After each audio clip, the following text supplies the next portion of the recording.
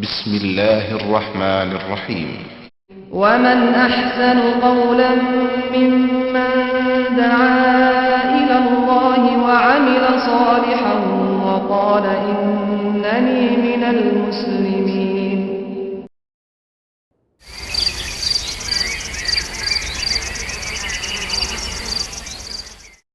السلام عليكم ورحمة الله وبركاته. الحمد لله نحمده ونستعينه ونستغفره ونؤمن به ونتوكل عليه ونعوذ بالله من شرور أنفسنا ومن سيئات أعمالنا، من يهده الله فلا مضل له ومن يضلل فلا هادي له، وأشهد أن لا إله إلا الله وأشهد أن محمدا عبده ورسوله. أما بعد، فإن خير الحديث كتاب الله وخير الهدي هدي محمد صلى الله عليه وسلم، وشر الأمور محدثاتها وكل محدثة بدعة وكل بدعة ضلالة وكل ضلالة في النار. قال الله تبارك وتعالى في كلامه المجيد: أعوذ بالله السميع العليم من الشيطان الرجيم، بسم الله الرحمن الرحيم. يا أيها الذين آمنوا اتقوا الله حق تقاته ولا تموتن إلا وأنتم مسلمون واعتصموا بحبل الله جميعا ولا تفرقوا. وقال تعالى: إن زلزلة الساعة شيء عظيم يوم يرونها تذهل كل مرضعة عما ارضعت وتضع كل ذات حمل حملها وترى الناس سكارى وما هم بسكارى ولكن عذاب الله شديد.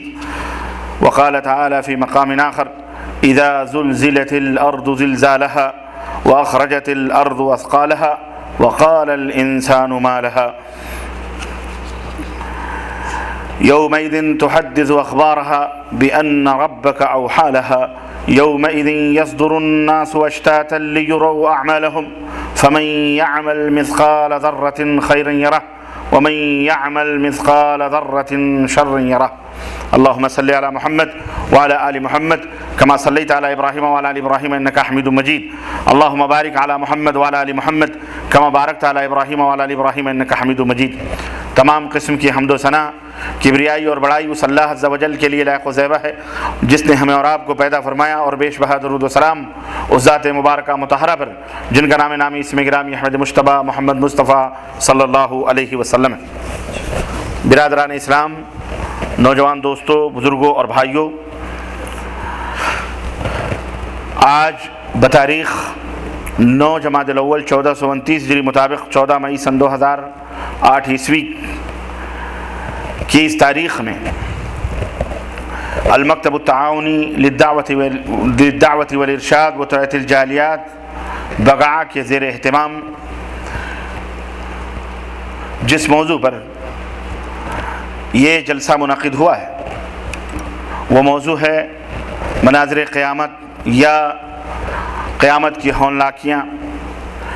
اللہ تبارک و تعالیٰ کے فضل و کرم سے قرآن اور سنت کی روشنی میں چند لمحے ایمان کو تازہ کرنے کے لیے، ایمان کے اوپر جو غبار اور جو زنگ لگ چکے ہیں، دل جو ہمارے سخت ہو چکے ہیں، چند لمحوں کے لیے ہم آئیے اپنے ایمان کو تازہ کریں اور دلوں کے گرد و غبار کو اور زنگ کو صاف کریں اور اپنے دلوں کے اندر اللہ کا خوف اور تقوی اور پرہیزگاری کو بٹھائیں.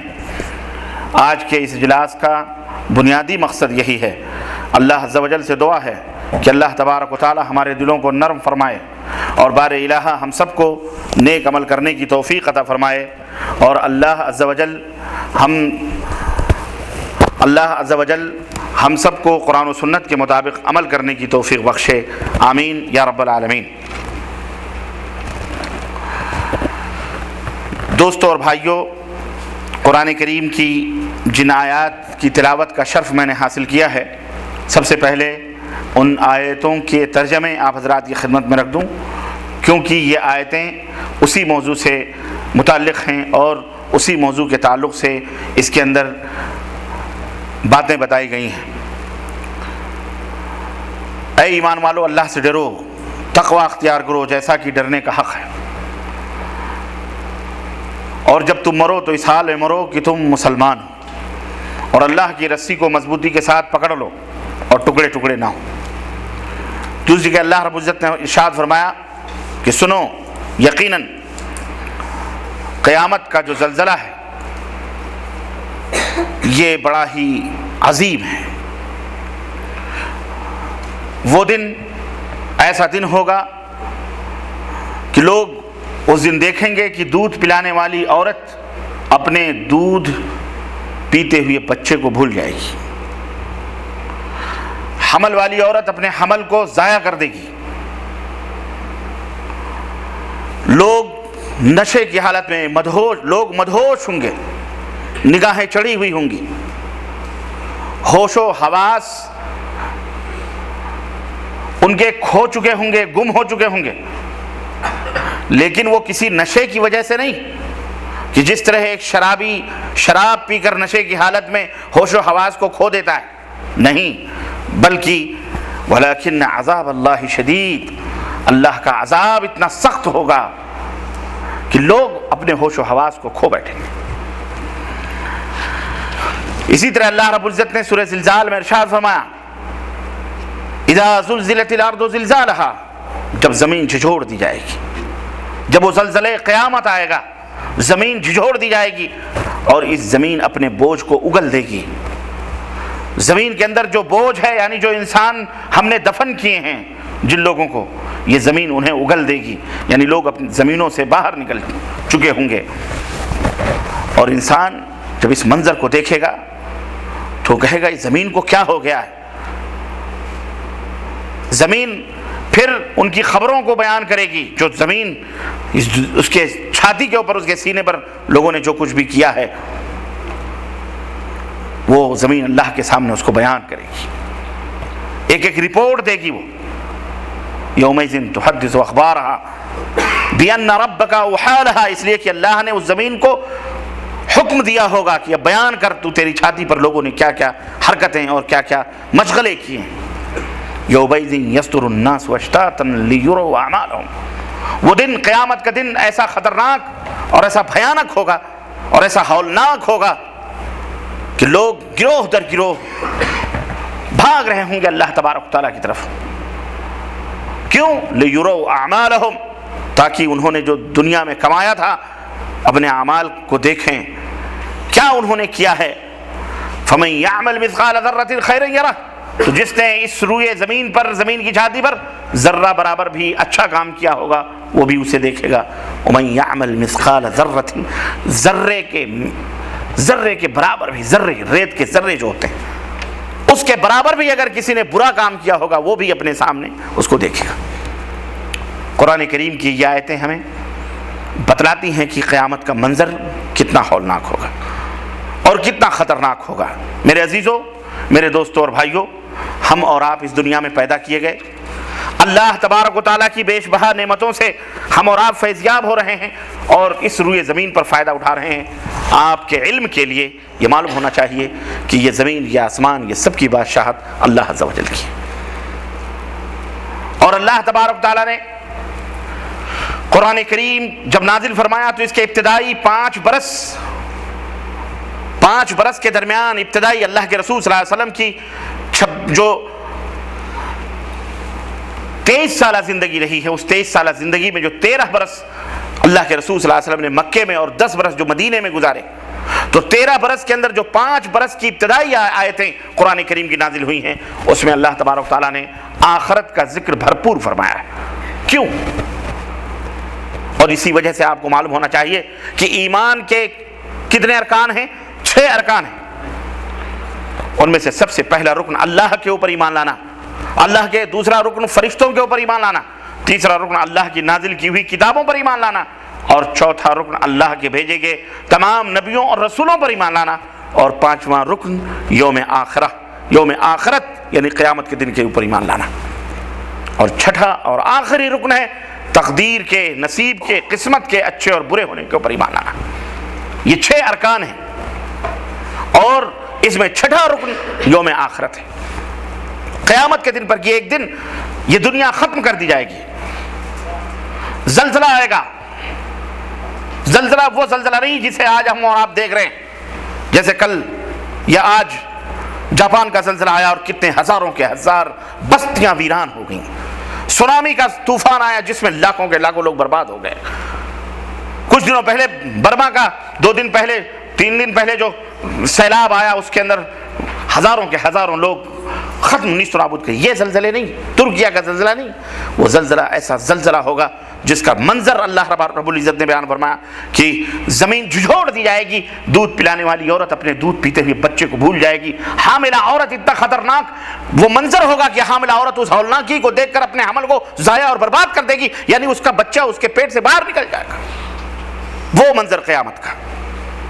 اللہ، یہ آخرت کے اوپر ایمان لانا یہ ایمان کا چھٹا رکن ہے جس کے تعلق سے آج انشاءاللہ تبارک تعالی ہم اور آپ سنیں گے، اور جس کا مقصد میں نے بیان کیا تاکہ ہمارے دل نرم ہوں. دنیا کے مشغلات میں، دنیا کے کاروبار میں ہم اتنے ماہ ہو چکے ہیں کہ آج ہمارا اس کے اوپر ایمان ہی نہیں رہا بھی تو صرف زبان سے رہا کہ ہم آخرت کے اوپر ایمان لاتے ہیں. آخرت کے اوپر جس طرح میرے عزیزو آپ کو پتا ہے کہ جسم سے روح نکال لی جائے اور 2-4 دن اس لاش کو چھوڑ دیا جائے اس میں بدبو پیدا ہو جاتی ہے، ایسے ہی اگر ایمان میں سے، ایمان کے ارکان میں سے اگر آخرت کے اوپر جو ایمان لانے کا حکم دیا گیا ہے اگر یہ ختم کر دیا جائے تو پھر پورا ایمان بیکار ہو جاتا ہے، پھر ایمان کا کوئی مطلب اور معنی نہیں رہتا. جس طرح نماز کا، اللہ کا، فرشتوں کا اور قرآن کا اور نبیوں کا، رسولوں کا انکار کرنے والا دائرہ اسلام سے باہر ہو جاتا ہے، کافر ہو جاتا ہے، ویسے ہی وہ شخص بھی کافر ہو جاتا ہے جو یوم آخرت کے اوپر ایمان لانے سے انکار کرے. اور اس کے لیے بڑی سنگین اور بڑی خطرناک سزا قرآن کریم کے اندر سنائی گئی ہے. میرے عزیزو، ہم اور آپ اس روئے زمین پر، اس دنیا کے اندر اس زمین کا خلیفہ بنا کر کے بھیجے گئے. اللہ تعالیٰ نے ہمیں خلافت عرضی عطا فرمائی ہے. اس زمین کا خلیفہ اللہ رب العزت نے ہمیں بنایا. کیوں بنایا؟ کیوں ہم پیدا کیے گئے؟ کیا ہم کھانے کمانے اور صرف اپنے پیٹ بھرنے اور اپنے دنیا کی عیش و عشرت کے لیے پیدا کیے گئے؟ نہیں. اللہ رب العزت نے قرآن کریم کے اندر ارشاد فرمایا، افحسبتم انما خلقناکم عبثا وانکم الینا لا ترجعون. سورہ المومنون آیت نمبر 115. کیا تم نے یہ سوچ رکھا ہے، کیا تم یہ گمان کرتے ہو اور یہ سوچتے ہو اور تم نے یہ سمجھ رکھا ہے کہ ہم نے تمہیں فضول پیدا کیا ہے، بیکار پیدا کیا ہے؟ تم کو ہم نے فضول نہیں پیدا کیا ہے. تمہیں اس زمین کا مالک ہم نے بنایا ہے، اس زمین کی نعمتوں سے نوازا ہے. یہ ہوائیں، یہ سورج، یہ چاند تمہارے خادم ہیں. یہ زمین تمہاری خدمت کر رہی ہے. یہ آسمان کی چھتری تمہیں سایہ دے رہی ہے. یہ سورج، یہ چاند تمہیں فائدہ پہنچا رہے ہیں. یہ دنیا پوری کی پوری تمہارے لیے بنائی گئی ہے اور تم کو ہم نے اپنے لیے بنایا ہے. تم کو ہم نے کس کے لیے بنایا ہے؟ اپنے لیے. وما خلقت الجن والانس الا لیعبدون. ہم نے انسانوں اور جناتوں کو اپنی عبادت کے لیے پیدا کیا ہے.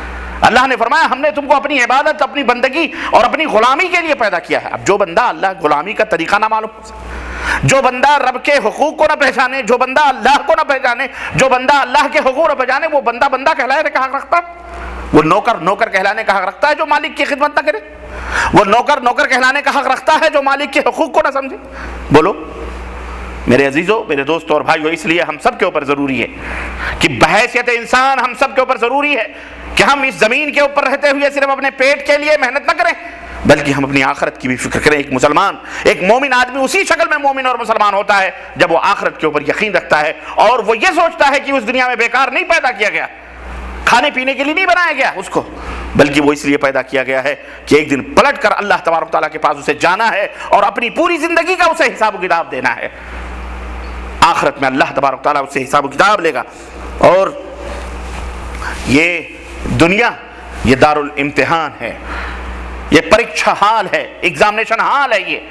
یہ دنیا امتحان اور آزمائش کے لیے اللہ تبارک تعالیٰ نے پیدا کیا ہے. اللہ رب العزت نے فرمایا تبارک الذی بیدہ الملک وہو علی کل شیء قدیر. بڑی ہی شان والا اور بڑی بابرکت والی ہے وہ ذات جس کے ہاتھ میں پوری بادشاہت ہے، پوری دنیا اس کے ہاتھ میں ہے، پوری کائنات سب اس کے ہاتھ میں ہے. وہو علی کل شیء قدیر، اور وہ ہر شے کے اوپر قدرت رکھنے والا ہے. الذی خلق الموت والحیات لیبلوکم ایکم احسن عملا. اس ذات نے تمہیں اس لیے پیدا کیا ہے، اس اللہ نے تمہیں اس لیے پیدا کیا ہے تاکہ، اور اللہ رب العزت نے یہ موت اور زندگی کا جو معاملہ رکھا ہے، کچھ مرتے ہیں، کچھ پیدا ہوتے ہیں، مرتے ہیں، پیدا ہوتے ہیں، مرتے ہیں، پیدا ہوتے ہیں. یہ موت اور زندگی کو پیدا کیا ہے تاکہ تم لوگوں کو آزما کر دیکھے کہ تم میں سے بہتر عمل کرنے والا کون ہے، بہترین عمل اس روئے زمین پر کون پیش کر رہا ہے اور کون لوگ ہیں جو بدترین عمل پیش کر رہے ہیں. اب موت اور زندگی اسی لیے رکھی گئی ہے. اس دنیا میں بڑے سے بڑے فرعون، بڑے سے بڑے شداد، بڑے سے بڑے نمرود پیدا ہوئے جنہوں نے لوگوں کے اوپر ظلم و ستم ڈھائے، اور آج بھی لوگ ایسی حرکتیں کر رہے ہیں. شداد اور فرعونیت زدہ لوگ جو انسانیت کے اوپر، انسانوں کے اوپر ظلم کر رہے ہیں، وہ یہ نہ سوچیں کہ وہ ان کی زندگی ہمیشہ ہمیشہ رہے گی. کوئی اس دنیا کے اندر ہمیشہ ہمیشہ رہنے کے لیے نہیں آیا ہے. بڑے بڑے بادشاہ، بڑے بڑے حکمران، بڑے بڑے طاقتور، بڑے بڑے جگادری، بڑے بڑے طاقت و قوت اور پاورفل رکھنے والے لوگ اس دنیا سے چلے گئے، اور ان کا جو حشر ہوگا وہ جانتے ہوں گے، اور اللہ جانتا ہے. اور یہ آخرت اللہ رب العزت نے اسی لیے رکھی ہے جہاں ان ظالموں کے ظلم کا بدلہ دینے کے لیے، وہیں ان صبر کرنے والے اور مظلوموں کو بھی بدلہ دینے کے لیے آخرت اللہ رب العزت نے رکھی ہے. کہ اے دنیا کے اندر مظلوموں، اور اے دنیا کے اندر انصاف نہ پانے والوں، اور اے دنیا کے اندر عدالتوں اور کورٹ کے دروازے، محکموں کے دروازے کھٹکھٹا کر اپنا انصاف نہ پانے والوں، گھبرانے کی ضرورت نہیں ہے. انصاف کا ایک دن مقرر ہے، مالک یوم الدین، یوم جزا کا مالک ہے وہ، جس دن فمن یعمل مثقال ذرۃ خیرا یرہ، بھلی چیز ذرے کے برابر ہوگی وہ بھی اس کا بدلہ تم کو دیا جائے گا، اور بری چیز جو ذرے کے برابر ہوگی وہ بھی اپنی نظروں کے سامنے تم دیکھو گے. یہ یوم آخرت کے اوپر ایمان لانے، جب ایک مومن یوم آخرت کے بارے میں سوچتا ہے تو صبر اور ضبط اور تحمل سے اس کا سینہ بھر جاتا ہے، اور وہ ہر ظلم برداشت کرنے کے لیے تیار. کوئی بات نہیں، اگر یہاں انصاف نہیں ملتا ہے تو مالک یوم الدین کے ہاں ضرور انصاف ملے گا انشاءاللہ تعالی. ظالموں کا بدلہ دیا جائے گا، مظلوموں کے ان کے ظلم کے بدلے دلوائے جائیں گے. اس لیے یوم آخرت کو رکھا گیا، ورنہ اس دنیا کے پیدا کرنے کا فائدہ کیا ہے؟ ارے عبادت اور بندگی اگر ہی کروانی تھی تو میرے عزیزوں، میرے دوستوں، فرشتے کافی نہیں تھے؟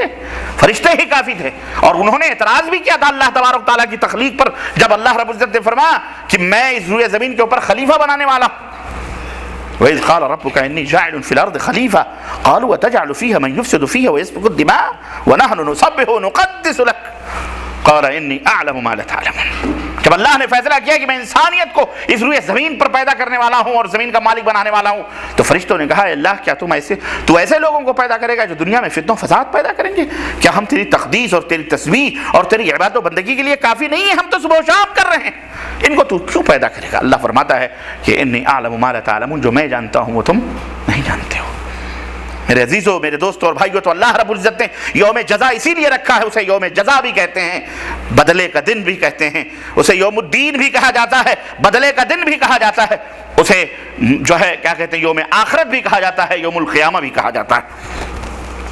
اور اللہ تبارک تعالیٰ نے اس حقیقت کو قرآن کریم میں بے شمار مقامات پر ہر جگہ اللہ تبارک تعالیٰ نے اس کو بیان کیا، بار بار بیان کیا ہے. ایک ہی دفعہ بیان کر دینا اللہ کا کافی تھا، لیکن نہیں، انسان چونکہ ناشکرا ہے، انسان چونکہ نسیان بھول چوک سے بنا ہے، بھولتا ہے. ایک چیز دیکھی، ابھی سامنے آئی، دوسری چیز بھول جاتا ہے، تیسری چیز بھول جاتا ہے. یہ بار بار جو مقرر آخرت کے بارے میں اللہ رب العزت نے یاد دہانی کے طور پر کہ تم یہ نہ بھولو کہ تم اس دنیا کے اندر چند دن کے مہمان ہو، ایک دن پلٹ کر کے ہمیں پاس آنا ہے. اگر تم بادشاہ ہو، حکمران ہو، غریب ہو، مسکین ہو، قلاش ہو، زاہد ہو، عابد ہو، کچھ بھی ہو، نبی ہو، رسول ہو، سب کو ایک دن فنا کے گھاٹ اترنا ہے. کل نفس ذائقۃ الموت. اور ایک دن آئے گا کہ یہ پوری دنیا ختم کر دی جائے گی، ہر نفس کو موت کا مزہ چکھنا ہے. آج جو آئے ہیں کل کو جانا ہے، پرسوں جو آئیں گے کل کو جانا ہے ان کو. اور ایک دن ایسا آئے گا کہ اس روئے زمین ختم کر دی جائے گی، مٹا دی جائے گی. القاریۃ ما القاریہ، وہ کھڑکا دینے والا دن. وما ادراک ما القاریہ، تمہیں پتہ ہے وہ کھڑکا دینے والا دن کون ہوگا؟ یوم یکون الناس کالفراش المبثوث. وہ دن ہوگا قیامت کا دن جب انسان پتنگوں کی طرح، پتنگے کبھی گرمیوں کے دنوں میں لالٹین یا شمع یا ٹیوب لائٹ جلا کر کے دیکھو کہ کس طرح پتنگے اڑ کر کے اپنی جانوں کو دیتے ہیں. کل فراش المبثوث، بکھرے ہوئے پتنگوں کی طرح، منتشر پتنگوں کی طرح انسان ہو جائے گا. وَتَكُونُ الْجِبَالُ كَالْعِهْنِ الْمَنْفُوشِ. اور جس طرح روئی کو دھننے والا شخص اپنے ہتھیار سے روئیوں کو دھنتا ہے، دیکھا کبھی آپ نے رضائی بھرتے ہوئے دھننے والوں کو؟ ایک ایک ٹکڑے کو دھن کر کے کس طرح سے اس کے ریزے ہو جاتے ہیں. یہ پہاڑ جنہیں فلک بوس پہاڑ جو زمین کے اندر ستون کی طرح قائم و دائم ہیں، جو زمین کو تھامے ہوئے ہیں، اللہ فرماتا ہے یہ روئی کے گالوں کی طرح اڑ رہے ہوں گے. یہ وہ دن قیامت کا دن ہوگا. میرے عزیزو، اللہ رب العزت نے جیسا کہ اس دنیا کے اندر میں نے بتایا کہ یہ دارالامتحان ہے، اس کا طریقہ امتحان بھی مختلف ہے۔ اللہ رب العزت نے ہم کو بیکار نہیں چھوڑا، بلکہ ہماری ہدایت کے لیے اللہ رب العزت نے ہمیں عقل اور خرد سے نوازا، دماغ دیا، سوچ اور سمجھ۔ یہ عقل اس لیے دی ہے تاکہ اچھے اور برے کے اندر تمیز پیدا کر سکو، سڑے اور صحیح اور سالم اور سڑے اور گلی چیزوں کے درمیان فرق پیدا کرو، کالے اور گورے کے اندر فرق، یعنی سمجھو کہ یہ اندھیرا ہے، یہ اجالا ہے، یہ روشنی ہے، یہ تاریکی ہے۔ اس لیے اللہ رب العزت نے یہ عقل اور خرد آپ کو دی ہے، اس دماغ کو دیا ہے، صرف دنیا کے اندر اچھائی اور برائی دیکھنے کے لیے نہیں کہ صرف دنیا کی اپنی صحت اور اپنی غذا کی چیزوں کو، اچھے برے، اپنے فائدے اور منفعت اور نقصان کو سمجھو، نہیں، بلکہ دنیا کے اندر اپنے وجود کو ایک دن تم کو جانا ہے، ختم کرنا ہے۔ اپنے اچھے اور برے اعمال کے اندر بھی تمہیں تمیز ہونی چاہیے، اپنے اچھے اور برے ایمان کے اندر بھی تمہیں فرق پیدا کرنا، تمیز ہونی چاہیے، اپنے اچھے برے عقیدے کے اندر تمہیں فرق پیدا ہونا چاہیے کہ ہمارا عقیدہ اچھا ہے یا برا ہے، ہمارا ایمان اچھا ہے یا برا ہے۔ اس لیے اللہ تبارک تعالیٰ نے آپ کو عقل و خرد سے نوازا، نمبر 1۔ نمبر 2، اللہ تبارک تعالیٰ نے اس عقل و خرد کو ہینڈل کرنے کے لیے آسمانی صحیفے، کتابیں نازل فرمائیں دنیا انسانیت کے اوپر۔ جب سے رسول آئے انہیں کتابیں دی، انہیں صحیفے دیے، توریت دیا، زبور دیا، انجیل دیا، ابراہیم کا صحیفہ، موسیٰ کا صحیفہ، کتابیں اللہ رب العزت نازل فرمائی، اور آخر میں اپنے آخری نبی حضرت محمد الرسول اللہ صلی اللہ علیہ وسلم کو وہ کتاب ہدایت دی، جس کے بارے میں اللہ نے فرمایا الف لام میم ذالک الکتاب لا ریب فیہ، یہ وہ کتاب تمہیں اتاری جا رہی ہے، اس میں کوئی شک اور شبہ کی گنجائش نہیں ہے، ھدی للمتقین، اللہ سے جو ڈرتے ہیں ان کے لیے اس کے اندر ہدایت ہے۔ اتبعوا ما انزل الیکم من ربکم ولا تتبعوا من دونہ اولیاء، اس کتاب کے اندر جو کچھ اتارا جا رہا ہے آسمان سے تمہارے رب کی طرف سے، اس کی اتباع کرو، اس کی پیروی کرو بس۔ ولا تتبعوا من دونہ اولیاء، اللہ کے سوا اور کسی اولیاء اور کسی دوست اور کسی رفیق، کسی مولوی، کسی عالم، کسی کی اتباع اور پیروی بولو نہ کرو۔ اچھے برے کے اندر تمیز پیدا کرو، خیر اور بھلائی کے اندر تمیز پیدا کرو، انسان کے اندر عقل و شعور اور نیکی اور بدی پہچاننے کا فطری جذبہ اللہ تبارک تعالیٰ نے، فطری ملکہ اللہ رب العزت نے انسان کے اندر ودیت فرمایا ہے، رکھا ہے، اور وہ اچھے اور برے کی تمیز کر سکتا ہے، اور آپ کرتے ہو، انکار نہیں کر سکتے۔ اللہ رب العزت نے فرمایا قرآن کریم میں انا ہدیناہ السبیل اما شاکرا و اما کفورا، سورہ الدہر آیت نمبر 3، ہم نے اسے راستہ دکھا دیا ہے انسان کو، اللہ نے فرمایا ہم نے راستہ دکھا دیا، خواہ شکر کرنے والا بنے یا کفر کرنے والا بنے، ہم نے راستہ تو بتلا دیا ہے، ہم نے راستہ بتلا دیا ہے، اللہ اکبر، ہم نے راستہ بتلا دیا ہے۔ کہاں ہے وہ راستہ؟ کہاں ہے وہ راستہ؟ اپنی منمانی سے چلو گے آپ؟ بولو، اپنی منمانی سے چلو گے؟ وہ راستہ اللہ نے بتلایا ہے اور آپ کو سمجھا دیا ہے، وہ راستہ اللہ تبارک تعالیٰ نے، اپنی منمانی نہیں، بلکہ آسمان سے جو ہدایت اتر رہی ہے، فمن تبع ہدایا فلا خوف علیہم ولا هم يحزنون، جو میری ہدایت کے اوپر عمل پیرا ہوں گے انہیں نہ دنیا نہ آخرت میں نہ کوئی خوف ہوگا نہ کوئی غم ہوگا۔ لیکن جو ادھر ادھر بھٹکیں گے، للو پنچو جمن سبراتی، گئے کام سے، پھر گئے کام سے۔ آپ کہو گے کہ جناب ہزاروں راستے، ارے ہزاروں راستے، اس میں ایک صحیح راستہ ہے، ڈھونڈو، تلاش کرو۔ وہ صحیح راستہ وہ ہے جس پر کتاب اللہ کی مہر لگی ہے، جس پر رسول اللہ کے احادیث کی مہر لگی ہے، اس کے علاوہ اور کوئی راستہ۔ فإن خير الحديث كتاب الله وخير الهدي هدي محمد صلی اللہ علیہ وسلم، سب سے بہترین کتاب اللہ کی کتاب ہے، اور سب سے بہترین ہدایت حضرت محمد الرسول اللہ صلی اللہ علیہ وسلم کی ہدایت۔ اس سے بڑھ کر کسی کی پوری کائنات کی ہدایت صحیح ہو سکتی؟ بولو، نہیں ہو سکتی۔ اس لیے میرے عزیزو، میرے دوستو اور بھائیو، یہ نہ کہو کہ ہمیں علم نہیں ہے، ہمیں پتہ نہیں ہے۔ علم نہیں ہے تو علم حاصل کرو، سنے سنائے سنی نہ بنو، سنے سنائے سنی، ہاں، پڑھے پڑھائے سنی بنو، پڑھے پڑھائے سنی بنو، علم کے ذریعے سنی بنو۔ سنے سنائے تو جاؤ گے انہیں سنے سناؤں کے ساتھ، وقت کم ہے ورنہ میں بتاتا۔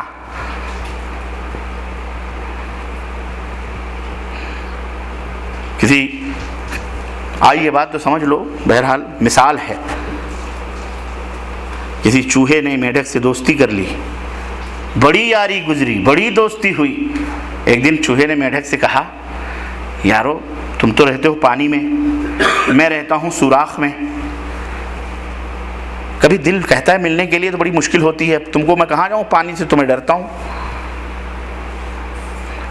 تو میڈک نے کہا ایسا کرتے ہیں، ایک رسی کا سلسلہ لگا لیتے ہیں، سلسلہ جوڑتے ہیں، ایک رسی باندھتے ہیں، ہم اپنے پیر میں باندھ لیتے ہیں، تم اپنے پیر میں باندھ لو، ملاقات اور زیارت کا جب تمہیں جذبہ ابھرے تو رسی ہلانا، میں سمجھ جاؤں گا میرے دوست نے بلایا ہے، میں باہر آ جاؤں گا پانی سے، مجھے شوق اگر لگے تو میں اپنے پیر کو ہلاؤں گا، تم سمجھ جانا، تم سوراخ سے باہر نکل آنا۔ چنانچہ دونوں نے ایسے کر لیا، رسی باندھ لی، سمجھ رہے نا، تاکہ دونوں میں رہے۔ ایک دن ایسا ہوا دونوں کی ملاقاتوں کا شوق بڑھا، چوہے نے دم یا پیر ہلایا، میڈک اپنے پانی سے نکلا اور چلا ملنے کے لیے۔ راستے میں کوئی شکار باز چیل تاک میں بیٹھی ہوئی تھی، آسمانوں کے اوپر پر تول رہی تھی، اپنا شکار ڈھونڈ رہی تھی۔ اس نے دیکھا چوہا میاں بڑی تیزی سے بھاگے جا رہے ہیں، اس کی مرغوب غذا چیل کی، اس نے چوہے کے اوپر جھپٹا مارا اور چنگل میں لے کے چوہے کو پھر آسمان کی طرف اڑی۔ اب جب چوہے میاں کو لے کر چنگل میں آسمان میں اڑ کے اوپر گئی تو نیچے میڈک میاں بھی لٹک رہے ہیں، میڈک بھی لٹکا ہوا جا رہا ہے، میڈک بھی لٹکا ہوا جا رہا ہے۔ کسی نے کہا رے چوہا جا رہا ہے، فلمیں سے نکلا، اس کی مرغوب غذا ہے چیل کی، یہ میڈک کہاں سے جا رہا ہے اوپر؟ کہا یہ دوستی کھاتے میں جا رہا ہے۔ کس کھاتے میں جا رہا ہے؟ ہاں، گل میں گلشن میں، نسیم سحری میں، بلبلو دیکھ لو کہ گھات میں صیاد نہ ہو، رسیاں پکڑو، پر وہ رسیاں پکڑو جو آسمان سے اتری ہیں، حبل من اللہ المتین، حبل متین، واعتصموا بحبل اللہ جمیعا، اللہ کی رسی کو من، ورنہ یہ جو خانقاہی بیعت اور پیری اور مریدی کی رسیاں پکڑ کے کہتے ہو نا کہ جنت کا کھٹکا بابا کھلوائیں گے تب ہم جنت میں جائیں گے، پہلے اپنے مریدوں کو جنت میں ڈال دیں گے پھر ہم جنت میں جائیں گے، نہیں، یہ پہلے اسی کے ساتھ جہاں جائے گا تم بھی جاؤ گے، یاد رکھو۔ جس طرح چوہا میڈک چوہے کے ساتھ دوستی کھاتے میں گیا ہے، المرء مع من احب، اللہ کے حبیب نے فرمایا کہ انسان کا حشر اسی کے ساتھ ہوگا جس سے وہ محبت کرتا ہے۔ الاخلاء یومئذ، اس دن قیامت کے دن یہ دوستی اور یہ ناتے لوگ بھول جائیں گے۔ یہاں جو دوستی ہے، یہ دوست جن کی دوستی پر تمہیں ناز ہے، فخر ہے، غرور ہے، تکبر ہے، یہ قیامت کے دن ایک دوسرے کے دشمن بن جائیں گے۔ تو سوچ سمجھ کر کے دوستی کرو، بیعتیں کرو، ایسا نہ ہو کہ بس وہ چوہے اور میڈک والا قصہ ہو کہ میاں جہاں گئے وہاں آپ بھی جائیں، وہ تو جائے گا جہنم میں، تم بھی انہی کے ساتھ گھسیٹے جاؤ گے۔ اس لیے میرے عزیزوں، میرے دوستوں اور بھائیوں، عرض کرنے کا مطلب یہ ہے کہ اللہ تبارک و تعالیٰ نے حق اور باطل بتا دیا ہے، سچ اور جھوٹ کا راستہ آپ کو بتا دیا ہے، یہ سچا راستہ ہے، یہ اما شاکرن اما کفور، یا تو تم شکر گزار والے بنو یا تو کافر بنو۔ اس لیے ہمارے لیے ضروری ہے کہ جہاں ہم راستے پہ بھٹکیں، جہاں ہمیں راستہ دکھائی نہ دے، سجھائی نہ دے، ہم اچھے اور برے کی تمیز نہ کر سکیں کہ یا اللہ ان راستوں پر تو سارے متقی اور پرہیزگار جیسے لوگ بیٹھے ہوئے ہیں، ہم کدھر جائیں؟ اس وقت آپ کے ہاتھ میں شمع ہونی چاہیے، اور وہ شمع ہو قرآن کی شمع، محمد الرسول اللہ صلی اللہ علیہ وسلم کے فرمان کی شمع، جس کے ہاتھ میں قرآن و سنت کی شمع ہو، جن کی راہوں پر قرآن و سنت کی مہر ہو، انہی راہوں پر آنکھ بند کر کے چلے جاؤ، وہی صراط مستقیم ہے۔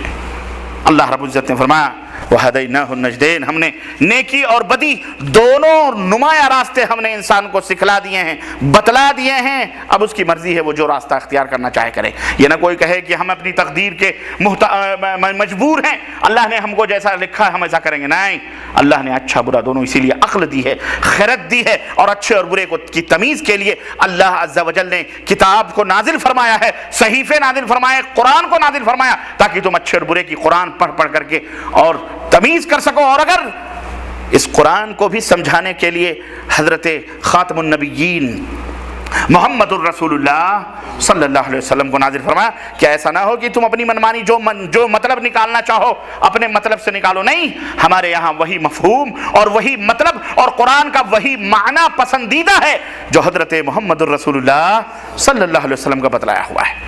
یہ ہے منہج، یہ ہے طریقہ، اور یہ ہے اصول، اور یہ ہے ضابطہ ہر قوم کے لیے اللہ تبارک و تعالیٰ نے، یاد رکھو، ہر قوم کے لیے حسب ضرورت انبیاء اور رسول کے سلسلے کو اللہ رب العزت نے جاری فرمایا ہے۔ چنانچہ رب کا فرمان ہے کہ انما انت منذر ولکل قوم ہاد، اے میرے حبیب آپ ڈرانے والے بنا کر کے بھیجے گئے ہیں، اور ہم نے ہر قوم کے لیے ہدایت کی طرف بلانے والا بندہ بھیجا ہے۔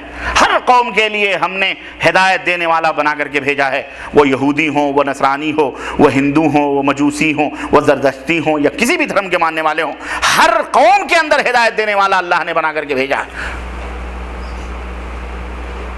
اب وہ ان کی بستی ہے، وہ اللہ کے اوپر ایمان نہ لائیں، قرآن کے اوپر ایمان نہ لائیں، وہ کفر کریں، وہ بات الگ ہے، لیکن ہدایت دینے والے آئے ان کے اوپر۔ تو میرے عزیزو، انبیاء اور رسول کے ذریعے اللہ رب العزت نے کتابوں کو سمجھنے کے لیے ان سب نازل فرمایا ہے، اور پھر اسی کے ساتھ ساتھ انبیاء علیہ السلام اور رسولوں کو اللہ نے بطور دلیل ان کی اپنی شخصیت کو ابھارنے کے لیے، ان کی اپنی شخصیت کو دلوں میں بٹھانے کے لیے، ان کی اپنی عزت و آبرو کی حفاظت کے لیے اللہ رب العزت نے انبیاء اور رسول کو معجزات عطا فرمائے ہیں، تاکہ کوئی دوسرا یہ دعویٰ نہ کر سکے کہ میں بھی رسول ہوں، میں بھی نبی ہوں۔ معجزات جو اس بات کی دلیل ہیں کہ یہ کوئی عام انسان نہیں ہے انسان یہ، لیکن یہ کوئی عام انسان نہیں ہے، بلکہ یہ اللہ کی طرف سے بھیجا گیا بشر ہے، انسان ہے، جو نبوت اور رسالت کے تاج سے سرفراز کیا گیا ہے اور لوگوں کی ہدایت کے لیے آیا ہے۔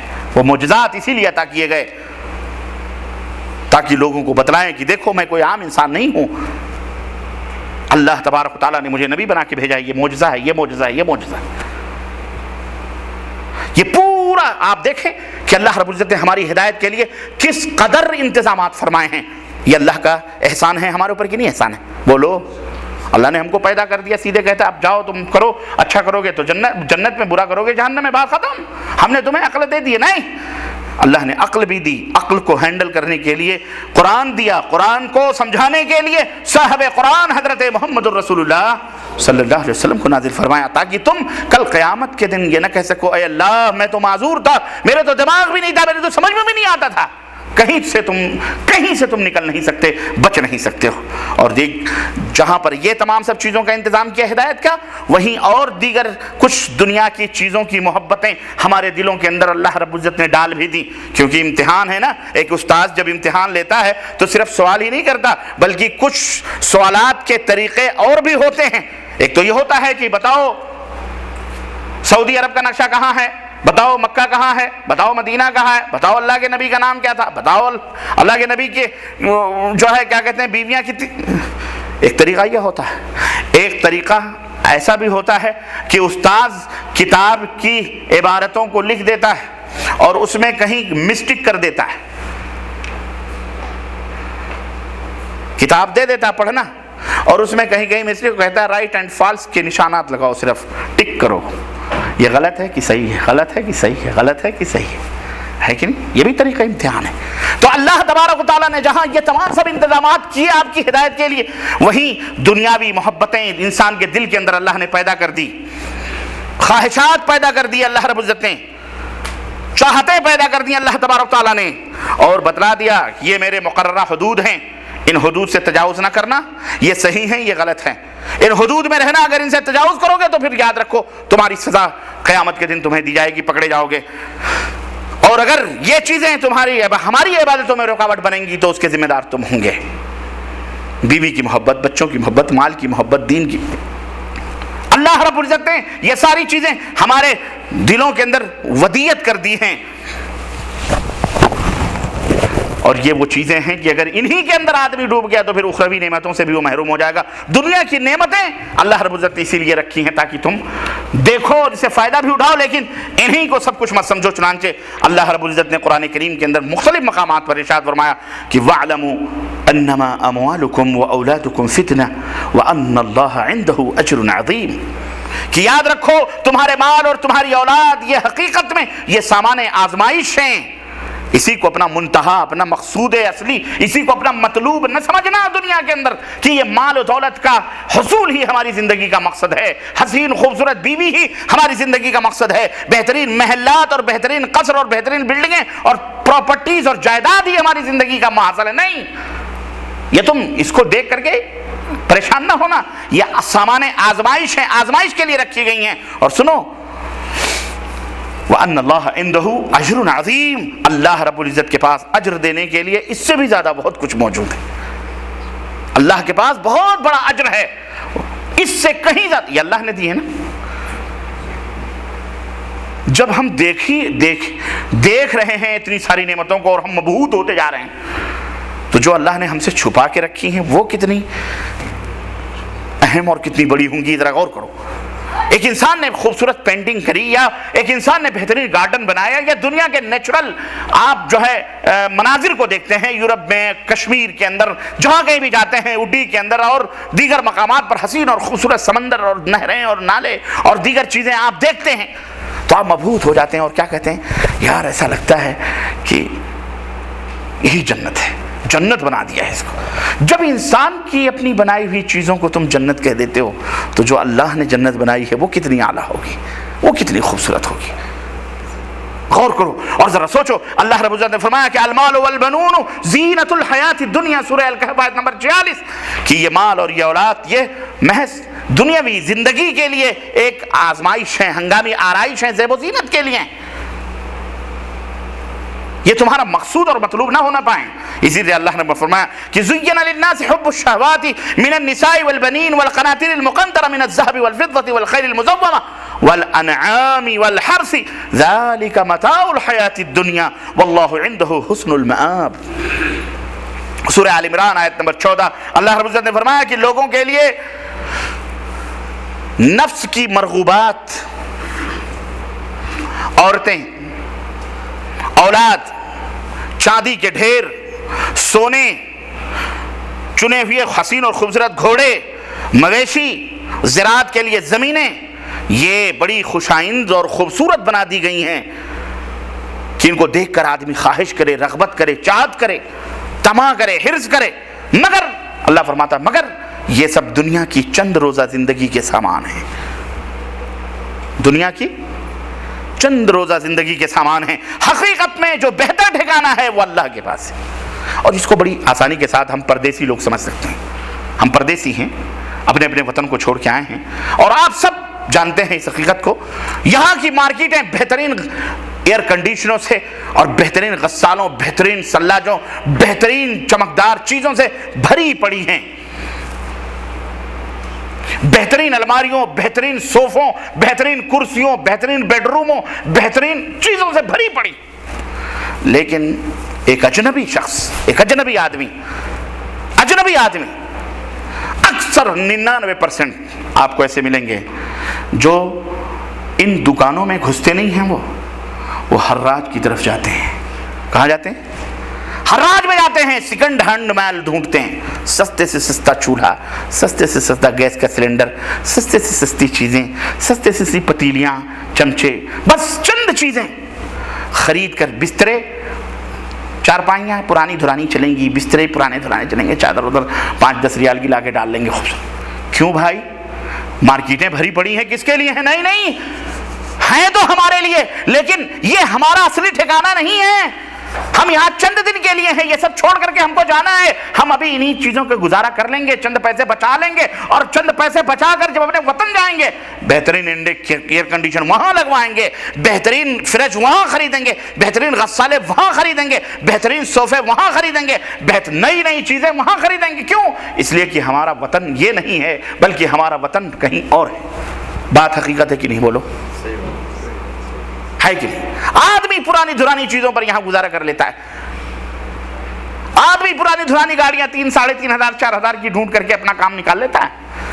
بہترین شیورلیٹ بھی ہیں، بہترین سفاری بھی ہیں، بہترین کس غیر ملکی کے پاس ہیں؟ آپ دیکھ لیں، آپ کتنے لوگ ہیں جن کے پاس؟ کیوں نہیں خریدتے آپ؟ کیا آپ خریدنے کی طاقت نہیں رکھتے؟ رکھتے ہیں، خرید سکتے ہیں، عیش کر سکتے ہیں، لیکن آپ یہاں عیش نہیں کر رہے۔ کیوں؟ عید کے کپڑے آپ کے بیوی بچے بنوا کے پہنتے ہیں، آپ انہیں تنخواہ بھیجتے ہو، لیکن خود عید کے کپڑے آپ کو نصیب نہیں ہوتے۔ کیوں پرانے کپڑوں پہ گزارا کرتے ہیں؟ کیوں میل کچل کے اوپر؟ کیوں پرانے جوتے پہن لیتے ہیں؟ کیوں؟ وجہ یہ ہے، آپ یہ سوچتے ہو کہ ہم یہاں کے لیے نہیں ہیں، ہمارا پیسہ وہاں جا کے خرچ ہوگا، اپنے وطن میں بنائیں گے، وہاں لوگوں کے اندر ہم عزت کمائیں گے۔ ہے کہ نہیں؟ بولو، حقیقت مثال ہے سمجھنے کے لیے، میں زیادہ ٹائم اس پہ نہیں لگاؤں گا۔ آپ سمجھدار ہیں، آپ سمجھ گئے ہوں میرے عزیزوں، میرے مسلمان بھائیوں، میرے دوستوں اور اے دنیا کے لوگوں، یہی سیم ایک مثال ہے آخرت کی کہ تمہارا اصلی ٹھکانہ اللہ کے ہاں ہے، وہاں پر ہے جہاں کے لیے تم بنائے گئے ہو۔ یہ دنیا چند دن کے لیے ہے، آج کل کبھی بھی مر سکتے ہیں، کبھی بھی جا سکتے ہیں، کبھی بھی یہاں سے رخصت ہو کہاں ہم کو پروانہ مل سکتا ہے۔ موت ہمارے پیچھے لگی ہوئی ہے، دنیا پیٹ پھیر کر کے بھاگ رہی ہے اور آخرت سے ہم قریب ہوتے جا رہے ہیں۔ زندگی ہماری ایک ایک پل، ایک ایک لمحے۔ پھر یا ایھا الانسان ما غرک بربک الکریم الذی خلقک فسواک ثم عدلک۔ اے انسان، تجھے کس چیز نے اللہ جو کریم ہے، مہربان ہے، رحیم ہے، کس چیز نے تجھے اس سے دھوکے میں ڈال رکھا ہے؟ اس لیے میرے بھائیوں، میرے دوستوں، یہ مرغوبات اللہ رب العزت نے دنیا میں رکھی ہیں، یہ سامان آرائش و زیبائش ہیں، یہ دنیا ہی کے لیے یہی ختم ہو جائیں گی۔ تم مرو گے، تمہاری بیوی، تمہارے بچے، تمہاری پراپرٹی، تمہاری گاڑیاں، تمہارے بنگلے، تمہاری بلڈنگیں، سب کچھ یہی کی یہی رہ جائیں گی۔ تمہاری قبر میں، تمہارے قبر تک کوئی نہیں جائے گا، نہ تمہاری قبر میں کوئی سونے کے لیے تیار ہوگا۔ اس لیے اپنی فکر کرو، اپنے آخرت کی فکر کرو، اس دن کے لیے جس دن اللہ تبارک تعالیٰ جنت و جہنم کا فیصلہ کرے گا۔ اپنے آپ کو بچانے کی کوشش کرو، کہیں ایسا نہ ہو کہ تمہارے بیوی بچے جنت میں جائیں اور تمہیں جہنم میں ڈھکیل دیا جائے۔ کہیں ایسا نہ ہو کہ اس دن فیصلے ہوں کہ جاؤ یہ فلاں فلاں جنت میں، اور یہ باپ ہے جس نے زندگی بھر کما کے اپنے حال اولاد کو پالا اور پوسا تھا، اور تم چلاؤ کہ اللہ ہم نے تو اپنے ان بچوں اور اپنی بیویوں کے لیے سب کچھ کیا تھا۔ اللہ، وہ بچے کہیں گے اللہ ہم کو کیا معلوم یہ حرام کا لا کے دیتے تھے کہ حلال دیتے تھے، ہم کو کیا پتا، اس نے گناہ کیے، اس نے جرم کیے، اس کو سزا دی جائے گی۔ اس لیے میرے عزیزوں، میرے دوستوں، اللہ فرماتا ہے قل انبئکم بخیر من ذلکم للذین اتقوا عند ربهم جنات تجری من تحتها الانہار خالدین فیہا وازواج مطہرۃ ورضوان من اللہ۔ تم کو کیا چاہیے؟ اللہ ارشاد فرماتا ہے یہ دنیا کی چیزیں چند روزے سامان ہیں، اور حقیقت میں جو بہتر ٹھکانہ وہ اللہ کے پاس ہے۔ اے نبی آپ کہہ دو، میں تمہیں بتاؤں کہ ان سے زیادہ اچھی چیز کیا ہے؟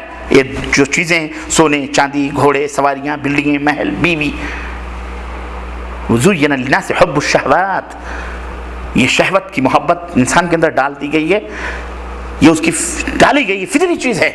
لیکن ان سے بہتر چیزیں کیا ہیں؟ اللہ کے حبیب صلی اللہ علیہ وسلم کی زبانی اللہ تبارک و تعالیٰ اپنے بندوں کو یہ پیغام دے رہا ہے کہ ان سے بہتر چیز کیا ہے۔ اللہ فرماتا ہے جو لوگ تقویٰ کی روش اختیار کریں ان کے لیے ان کے رب کے پاس باغات ہیں، باغات، ایک باغ نہیں، باغات، جنات۔ ہم تو یہاں ایک 10x10 روم کے بھی مالک نہیں، باغات ایک مزرعے کے مالک نہیں ہیں، لیکن وہاں اللہ کے پاس باغات ہیں جن کے نیچے نہریں بہ رہی ہیں۔ اللہ اکبر، یہ دودھ کی نہر ہے، یہ شہد کی نہر ہے، اللہ اکبر، نہریں بہ رہی ہیں، وہاں انہیں ہمیشگی کی زندگی حاصل ہوگی۔ یہ عارضی ہے، یہاں سے کبھی بھی ایگزٹ لگ سکتا ہے، جس طرح سعودی عرب سے تمہیں ایگزٹ لگ سکتا ہے، لیکن ہمیشہ تمہیں اپنے ہندوستان، پاکستان، بنگلہ دیش، اپنے ملکوں میں جانا ہے، افغانستان جانا، وہاں ہمیشہ رہنا ہے تم کو، ہمیشہ بھی مطلب یہ نہیں کہ تم ہمیشہ مطلب اس کے مقابلے میں تمہارا اصلی وطن وہ ہے، لیکن اس کے مقابلے میں اصلی وطن تمہارا اللہ کے یہاں ہے۔ وہاں ٹھکانہ اللہ رب العزت کے پاس ہے، جہاں تمہیں ہمیشہ رہنا ہے، ہمیشہ کی زندگی حاصل ہوگی، وہاں تمہیں پاکیزہ، صاف اور ستھری بیویاں دی جائیں گی۔ یہ بیوی رہے گی نہیں رہے گی، جہنم میں جائے گی، لیکن اگر تم جنت میں ہوگے تو یہ نہ سوچو کہ وہاں بیویاں نہیں، وہاں حسین اور صورت پاک بیویاں تمہیں دی جائیں گی، اور اللہ کی خوشنودی سے وہ متقی اور پرہیزگار لوگ سرفراز ہوں گے، اللہ ان سے راضی اور خوش ہوگا۔ میرے عزیزوں، ایک طرف تو اللہ تعالیٰ نے انسان کی ہدایت کا مکمل انتظام کیا، اور دوسری طرف ان کے بہکنے، بھولنے اور صراط مستقیم سے دور کر دینے کے اسباب بھی پیدا فرمائے تاکہ امتحان کے تقاضے پورے ہو سکیں، امتحان کے تقاضے پورے ہو سکیں۔ اس طرح سے اللہ تبارک و تعالیٰ امتحان لے گا۔ اور کامیابی پانے والے کون لوگ ہوں گے؟ جیسا کہ میں نے بتایا کہ اللہ رب العزت نے جہاں یہ تمام سب چیزیں پیدا رکھی، بھولنے کے راستے بھی رکھے، بھول بھلائیے بھی رکھے، وہاں اللہ رب العزت میں یہ بھی بتا دیا کہ چاہے اس دنیا میں دلچسپی، لہو لعب اور دل لگانے کا کتنا ہی سامان تم حاصل کر لو، لیکن اصل کامیابی آخرت کی کامیابی ہے جو نیک اور متقی متقی اور پرہیزگاروں کے لیے ہے، اور جو انعام اللہ رب العزت نے وہاں رکھے ہیں وہ کسی انسان کے تصور میں بھی نہیں آ سکتے۔ حضرت محمد الرسول اللہ صلی اللہ علیہ وسلم ارشاد فرماتے ہیں کہ قال اللہ تعالی، حدیث قدسی ہے، اللہ رب العزت ارشاد فرماتا ہے اعددت لعبادی الصالحین ما لا عین رأت ولا اذن سمعت ولا خطر على قلب بشر واقرؤوا ان شئتم فلا تعلم نفس ما اخفی لهم من قرة اعین جزاء بما كانوا يعملون۔ اللہ تعالیٰ کا یہ اعلان ہے کہ میں نے اپنے نیک بندوں کے لیے جو کچھ تیار کیا ہے وہ نہ تو کسی آنکھ نے دیکھا ہے، نہ تو کسی آنکھ نے، اللہ اکبر، جو دیکھ رہے ہیں اتنی حسین اور خوبصورت ہے، اور جس کو ہم نے دیکھا ہے اور اللہ نے ہمارے لیے رکھا ہے، اور جس کو اللہ کہہ رہا ہم نے پیچھے رکھا ہے مرنے کے بعد، ما لا عین رات، کسی آنکھ نے دیکھا نہیں، نہ کسی کان نے سنا ہے، اور نہ کسی دل کے اندر، انسان کے دل میں اس کا خیال تک گزرا ہے۔ اگر چاہو، اللہ کے نبی فرماتے ہیں، اور اگر چاہو تو یہ آیت کریمہ پڑھو، کون سی؟ فلا تعلم نفس ما اخفی لهم، کہ پھر جیسا کچھ آنکھوں کی ٹھنڈک کا سامان ان کے اعمال کے بدلے میں اللہ نے ان کے لیے چھپا کر کے رکھا ہے، اس کی کسی ذی روح کو بھی خبر نہیں ہے کہ اللہ نے کیا سامان ہمارے لیے چھپا کے رکھا ہے۔ اللہ اکبر، اللہ اکبر۔ اس لیے میرے عزیزو، یہ حدیث صحیح بخاری کے اندر، امام بخاری نے کتاب بدء الخلق کے اندر اس کو نوٹ فرمایا ہے۔ وہاں کے انعام و اکرام کا اگر دنیا سے موازنہ کیا جائے، مقابلہ کیا جائے، تو یہ دنیا اپنی ساری رعنائیوں، حسن اور خوبصورتیوں اور اپنی تمام حشر سامانیوں کے باوجود میرے عزیزو انتہائی حقیر نظر آتی ہے۔ اللہ رب العزت کا ارشاد سنو، اللہ فرماتا ہے فما متاع الحیات الدنیا فی الآخرۃ الا قلیل، سورہ توبہ آیت نمبر 38-38۔ تمہیں معلوم رہنا چاہیے اے لوگو، تمہیں معلوم ہونا چاہیے کہ دنیاوی زندگی کا سارا ساز و سامان آخرت کے مقابلے میں نہایت ہی حقیر اور نہایت ہی قلیل اور نہایت ہی معمولی چیز ہے۔ یہ معمولی چیز ہے جو اللہ نے تمہیں عطا فرمائی ہے۔ اور اللہ کے رسول صلی اللہ علیہ وسلم کی سنو کہ دنیا کی قیمت اللہ کے نزدیک کتنی ہے۔ اللہ کے رسول صلی اللہ علیہ وسلم کیا فرماتے ہیں کہ واللہ ما الدنیا فی الآخرہ الا مثل ما یجعل احدکم اصبعہ هذه واشار بالسبابہ فی الیم فلینظر بما یرجع۔ صحیح مسلم کی روایت کہ اللہ کی قسم آخرت کے مقابلے میں، نبی علیہ الصلوۃ والسلام فرما رہے ہیں، اور وہ قسم نہ کھائیں پھر بھی ان کی بات ہمارے لیے صحیح ہے، اس کے باوجود بھی اپنے امتیوں کے دلوں کے اندر یقین بٹھانے کے لیے ہمارے نبی، آپ کے نبی آخر الزمان صلی اللہ علیہ وسلم قسم کھا رہے ہیں کہ اللہ واللہ، اللہ کی قسم، آخرت کے مقابلے میں دنیا کی مثال اتنی ہے جیسے کوئی آدمی سمندر میں اپنی یہ انگلی، سبابہ انگلی، یہ انگلی ڈالے، اور یحییٰ ابن سعید جو عزیز غرابی ہیں انہوں نے سبابہ کا اشارہ کیا کہ اپنی شہادت کی انگلی کی طرف اشارہ کیا، یہ سمندر میں ڈبو کر نکالو، پھر دیکھو کہ انگلی پر کتنا پانی لگا ہے، جتنا پانی لگا ہے سمندر کے مقابلے میں اس نے پانی کی کوئی قدر ہے؟ بولو۔ اللہ کے نبی فرماتے ہیں اللہ کے نزدیک اس دنیا کی قدر اس سے بھی زیادہ کم ہے۔ اب غور کرو، سوچو میرے بھائیوں، میرے دوستوں اور عزیزوں، اللہ رب العزت نے یہ تمام حقیقتیں ہمارے سامنے رکھی ہیں اور بیان کی ہیں۔ انسان کی تخلیق کا مقصد عبادت و بندگی اللہ رب العزت کی۔ نمبر 2، یہ دنیا آزمائش گاہ ہے، امتحان حال ہے، یہاں پر ہمیں نیکی اور بدی کرنے کے مواقع ملے ہیں، اور اس موقع کے بعد اب کوئی دوسرا موقع ملنے والا نہیں ہے، اس کا امتحان ہوگا۔ اللہ نے واضح کر دیا ہے، انسان کے سامنے کھول کر کے رکھ دیا ہے، اور پھر قیامت کے روز پورے انصاف کے ساتھ فَمَن يَعْمَلْ مِثْقَالَ ذَرَّةٍ خَيْرًا يَرَهُ وَمَن يَعْمَلْ مِثْقَالَ ذَرَّةٍ شَرًّا يَرَهُ، چھوٹی سے چھوٹی نیکی بھی اور چھوٹی سے چھوٹی بدی، اس برائی کا حساب و کتاب ہوگا، اور ہر شخص کو اس کے اعمال اور کردار کے مطابق اجر ملے گا۔ اور یہ تمام حقیقتیں قرآن کے اندر اللہ رب العزت نے بیان فرمائی، لیکن افسوس یہ تمام سب حقیقتیں جاننے کے بعد آخر وجہ کیا ہے کہ ہم میں اور ایک کافر دنیا پرست میں کوئی فرق نظر نہیں آتا؟ وجہ کیا ہے؟ کبھی ہم نے سوچا؟ نہیں سمجھ میں بات آئی؟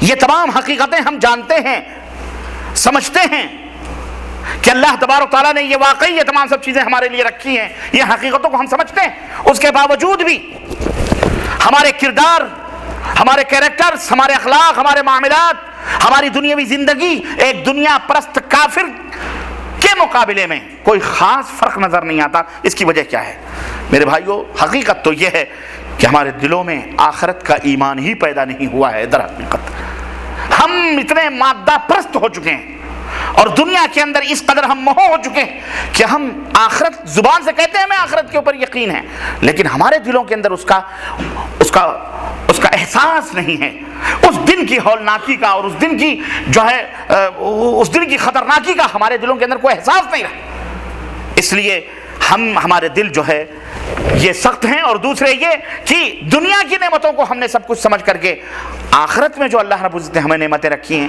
ہم ان کو بھول چکے ہیں، ہمیں اس کا احساس نہیں ہوتا، ہمیں اس کا پتہ نہیں ہوتا، ہم اس سے محروم ہیں۔ اس لیے میرے عزیزو آخرت کی روح پیدا کرنے کی ہم کو ضرورت ہے۔ آخرت کے فکر کی روح جو ہے وہ ہمارے دلوں کے اندر ہونی چاہیے، ہر پل ہر لمحے اسی کے اوپر ہمارا ہونا چاہیے، تب جا کر کے ہمارے اعمال اور ہمارے احوال کی اصلاح ہو سکتی ہے۔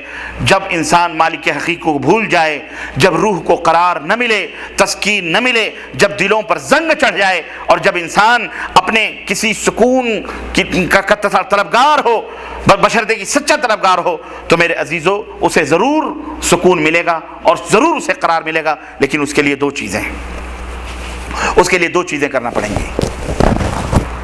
اگر آپ کے دل کو سکون نہیں ملتا، قرار نہیں ملتا، اور واقعی آپ اپنے دل کے اندر احساس پیدا کرنا چاہتے ہیں، تو اس کے لیے دو کام کرنے پڑیں گے۔ نمبر ایک، آپ کو اپنا رشتہ قرآن کریم سے جوڑنا پڑے گا، کتاب اللہ سے جوڑنا پڑے گا، اللہ کی کتاب سے جوڑنا پڑے گا۔ اللہ نے فرمایا یا ایھا الناس، اے دنیا کے لوگوں، ہندو ہو، مسلمان ہو، یہودی ہو، کافر ہو، نصرانی ہو، کوئی بھی ہو، اے دنیا کے لوگوں، قد جاءکم موعظۃ من ربکم وشفاء لما فی الصدور وہدی ورحمۃ للمؤمنین۔ سورہ یونس آیت نمبر 57-57۔ لوگوں، تمہارے پاس تمہارے رب کی طرف سے نصیحت آ گئی ہے، یہ وہ چیز ہے جو دلوں کی بیماریوں کے لیے شفا ہے۔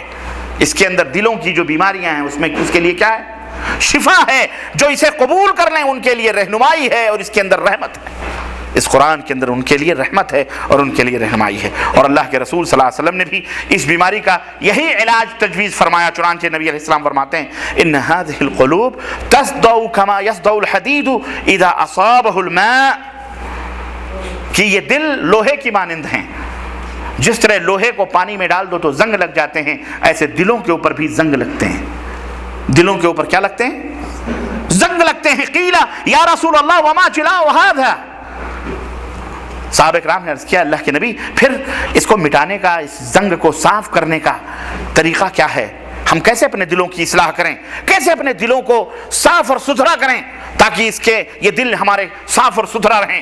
تو اللہ کے حبیب صلی اللہ علیہ وسلم نے علاج بتلایا، اور علاج بڑا پیارا ہے، سنو، ذکر الموت و تلاوت القرآن۔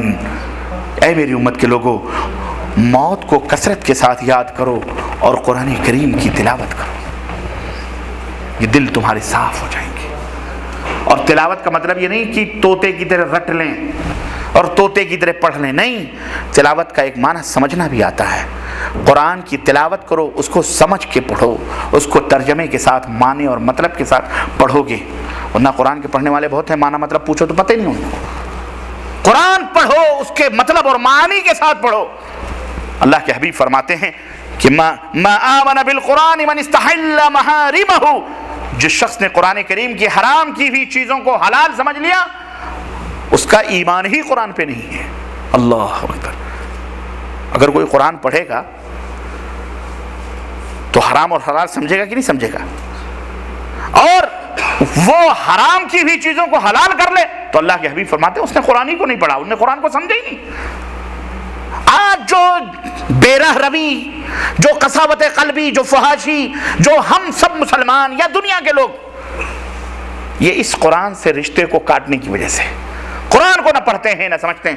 کچھ گروپ کفار کے ہیں، وہ تو قرآن سے نفرت ہی کرتے ہیں، نعوذ باللہ، قرآن کو لیٹرنگ باتھ روم تک ڈالتے ہیں، اللہ انہیں ہدایت عطا فرمائے۔ اور یہ قرآن جو رحمت ہے ان سب کے لیے، اس کے لیے انہیں توفیق عطا فرمائے کہ وہ اس کو پڑھیں، اس کو سمجھیں، پھر وہ جانیں گے۔ ہم بحیثیت مسلمان جو قرآن کے اوپر ایمان لاتے ہیں، اس کے کتنی حرام کی ہوئی چیزوں کو ہم حلال کیے ہوئے بیٹھے ہیں۔ آج ہم قرآن کے مطابق اپنی زندگی کس قدر گزارتے ہیں؟ اس لیے جو شخص قرآن کی حرام کی ہوئی چیزوں کو حلال کر بیٹھے، وہ قرآن کے اوپر ایمان اس کا گویا نہیں ہے۔ تو قرآن اور احادیث کی روشنی میں چاہیے کہ ہم اپنے نفس کا تزکیہ کریں۔ نمبر 1 نفس کو پاک و صاف کریں۔ نمبر 2 اللہ کے حبیب صلی اللہ علیہ وسلم نے فرمایا موت کو کثرت کے ساتھ یاد کرو۔ جب کبھی لذت آوے، جب کبھی نیند ستائے اور نیند کی آغوش میں سوئے رہو، ہے نا، اور اذان کی آواز تمہارے کانوں میں پڑے، اس وقت جب گرم گرم بستروں میں سونے کو دل کہے، اس وقت موت کو یاد کر لو کہ کیا پتہ ابھی موت کا فرشتہ آ جائے تو میرا حشر کیا ہوگا۔ اللہ کی قسم میں سمجھتا ہوں تمہیں نیند نہیں آئے گی، بستروں سے اچھل جاؤ گے، نہیں سو سکتے۔ حرام کی طرف تمہارے قدم بڑھتے ہوئے اگر چلے جا رہے ہیں، وہاں تم موت کو یاد کر لو۔ میں سمجھتا ہوں کہ انسان اگر واقعی اس کا دل اور ضمیر بیدار ہے تو وہ کبھی بھی وہ حرام کی طرف اپنے قدم کو نہیں بڑھائے گا۔ سوچ لے کہ اللہ کے حبیب صلی اللہ علیہ وسلم نے فرمایا ہے کہ انسان مر گیا، اگر جس حالت میں مرے گا قیامت کے دن اسی حالت میں اس کا حشر ہوگا، اسی حالت میں اس کو اٹھایا جائے گا۔ تو کبھی بدکاری، زناکاری، بے حیائی، چوری، گھٹیائی، کسی قتل خونخوار میں جائے گا وہ۔ موت کو یاد کرو۔ اللہ کے حبیب فرماتے ہیں کہ اذکروا ہاذم اللذات، لذتوں کو توڑ دینے والی چیز کو یاد کرو۔ صحابہ نے کہا اللہ کے حبیب وہ لذتوں کو توڑ دینے والی چیز کیا ہے؟ آپ صلی اللہ علیہ وسلم نے فرمایا الموت، موت کو یاد کرو جو لذتوں کو توڑ دے۔ آپ بہترین نشے کی حالت میں بیٹھے ہوئے عیاشی کے اڈے پر اور خوب رنگ رلیوں میں مہو ہیں، مصروف ہیں بالکل، اور آپ کہہ لگا رہے ہیں، ایک شخص آ کے آپ کے کان میں کہتا ہے کہ تمہارے سر کا نشانہ ایک آدمی لگا کے رائفل بیٹھا ہوا ہے اور 5 منٹ کے اندر وہ تمہیں فائرنگ کرنے والا ہے۔ آپ مجھے بتاؤ کہ اس وقت آپ چین کے ساتھ وہاں بیٹھ سکتے ہیں؟ بولو۔ آپ کی ساری لذتیں، آپ کے سارے عیش اور آپ کی ساری عشرتیں ختم ہو جائیں گی، نیند اچاٹ ہو جائے گی، سارا نشہ حرن ہو جائے گا۔ آپ وہاں بھاگنے کی کوشش کرو گے، اپنی جان کو بچانے کی کوشش کرو گے۔ یہ ہے ہادم اللذات، موت۔ موت کو یاد رکھو۔ اس دنیا کے اندر زیادہ دل لگانے کی ضرورت نہیں ہے، اور نہ ہی اس دنیا کے اندر آپ کو زیادہ اس کے اندر سمٹنے کی ضرورت ہے۔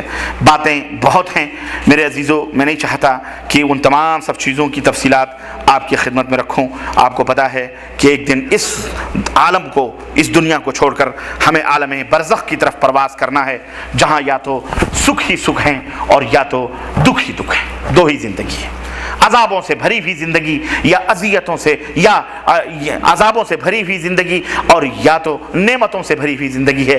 اس کے علاوہ تیسری زندگی کا تصور وہاں پہ نہیں ہے۔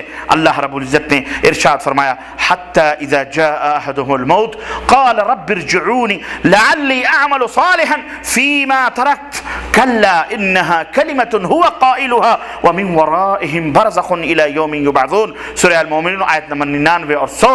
یہاں تک کہ جب ان میں سے کسی کو موت آ جائے گی تو وہ کہے گا اے اللہ، جب موت کی سختیوں کو دیکھے گا، جب دیکھے گا اس کی آنکھیں کھلیں گی، یہ آنکھ بند ہوگی اور دوسری آنکھ کھلے گی، تو کہے گا اے اللہ مجھے پھر دنیا میں واپس کر دے تاکہ جو چھوڑ کے آیا ہوں میں اب نیکی کا کام کروں گا، اچھا کروں گا۔ اللہ فرمایا کلا، ہرگز نہیں، ہرگز نہیں۔ یہ تو اس کے بکواس ہے، اس کی بڑھ ہے، اس کی بات ہے۔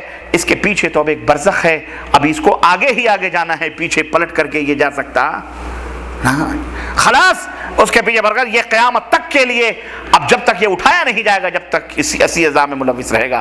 اس طرح قبر کے اندر انسان رہے گا، اور قبر میں قیامت تک اگر وہ اچھے اعمال کرنے والا رہے گا تو 70 ہاتھ، جیسا کہ اللہ کے نبی نے فرمایا کہ 70 ہاتھ یا 70 گز یا 70 میل کی دوری اس کی قبر کشادہ کر دی جائے گی، اور قیامت کے قائم ہونے تک وہ اپنے اس آخری منزل کو جو ہے، چاہے جنت یا جہنم، وہ صبح اور شام اس کے اوپر پیش کی جائے گی۔ وہ اسے دیکھتا رہے گا۔ جنتی ہے تو خوش ہوگا، جہنمی ہے تو وہ حسرت سے روئے گا، گائے گا، لیکن اس کا کوئی فائدہ اس وقت نہیں ہوگا۔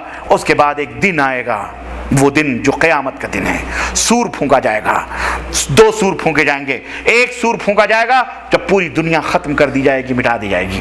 اس کے بعد دوسرا سور پھونکا جائے گا، اور یہ اس سور اور اس سور کہتے ہیں आवाज़ निकाली जाएगी। हज़रत इसराफील अलैहिस्सलाम बैल के या गाय की सींग की तरह एक सूर लेकर के खड़े हुए हैं, अल्लाह के हुक्म का इंतज़ार कर रहे हैं। अल्लाह जब हुक्म देगा उसमें वो सूर फूकेंगे, पूरी दुनिया ख़त्म हो जाएगी।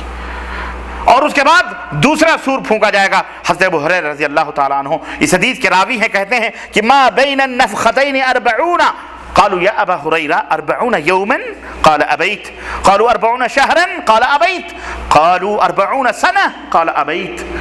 हज़रत अबू हुरैरा से कहेगा 40। हज़रत अबू हुरैरा ने कहा अल्लाह के नबी ने फरमाया कि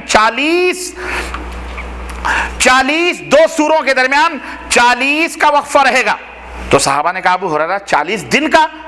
कहा वल्लाह मुझे पता नहीं है। कहा 40 महीने का? कहा वल्लाह मुझे पता नहीं है। कहा 40 बरस का? कहा मुझे पता नहीं। 40 है, अल्लाह के नबी ने 40 फरमाया। वो 40 क्या है, कितने बरस हैं, दिन हैं, महीने क्या है? दोनों सूर के माबैन इतना फासला रहेगा। और फिर दूसरा सूर फूंका जाएगा और उस वक्त जो है अल्लाह ताला आसमान से पानी बरसाएंगे दूसरे सूर के बाद। तो लोग जिस तरह बारिश होती है और पेड़ और पौधे ज़मीनों से उगते हैं, हरियालियाँ आती हैं ना, छोटे छोटे पौधे, लोग ऐसे सब्ज़े की तरह ज़मीनों पर उगेंगे। अल्लाह अकबर, किसकी तरह? सब्ज़े की तरह उगेंगे। उसके बाद और हज़रत अबू हुरैरा कहते हैं कि इंसान के जिस्म में सिर्फ एक हड्डी है जो बोसीदा नहीं होती, और वो हड्डी रीढ़ की हड्डी का एक खास हिस्सा होता है जो पूरा जिस्म सड़गल जाता है, लेकिन वो हड्डी नहीं सड़ती है, अल्लाह ने उसको रखा है। वो हड्डी क़यामत के दिन उसी से अल्लाह दोबारा ढांचा तैयार फरमाएगा, उसी से दोबारा ढांचा, वो अल्लाह को पता है। इस तरह से सूर फूंका जाएगा, लोग अपनी अपनी कब्रों से उठेंगे और अल्लाह रब्बुल इज़्ज़त के हुक्म पर जब लोग कब्रों से बाहर आ जाएंगे तो उन्हें हुक्म होगा कि चलो अपने रब के सामने पेश हो जाओ, अपने रब के सामने पेश हो जाओ। उन्हें खड़ा कर दिया जाएगा और फिर उनका हिसाब किताब शुरू हो जाएगा।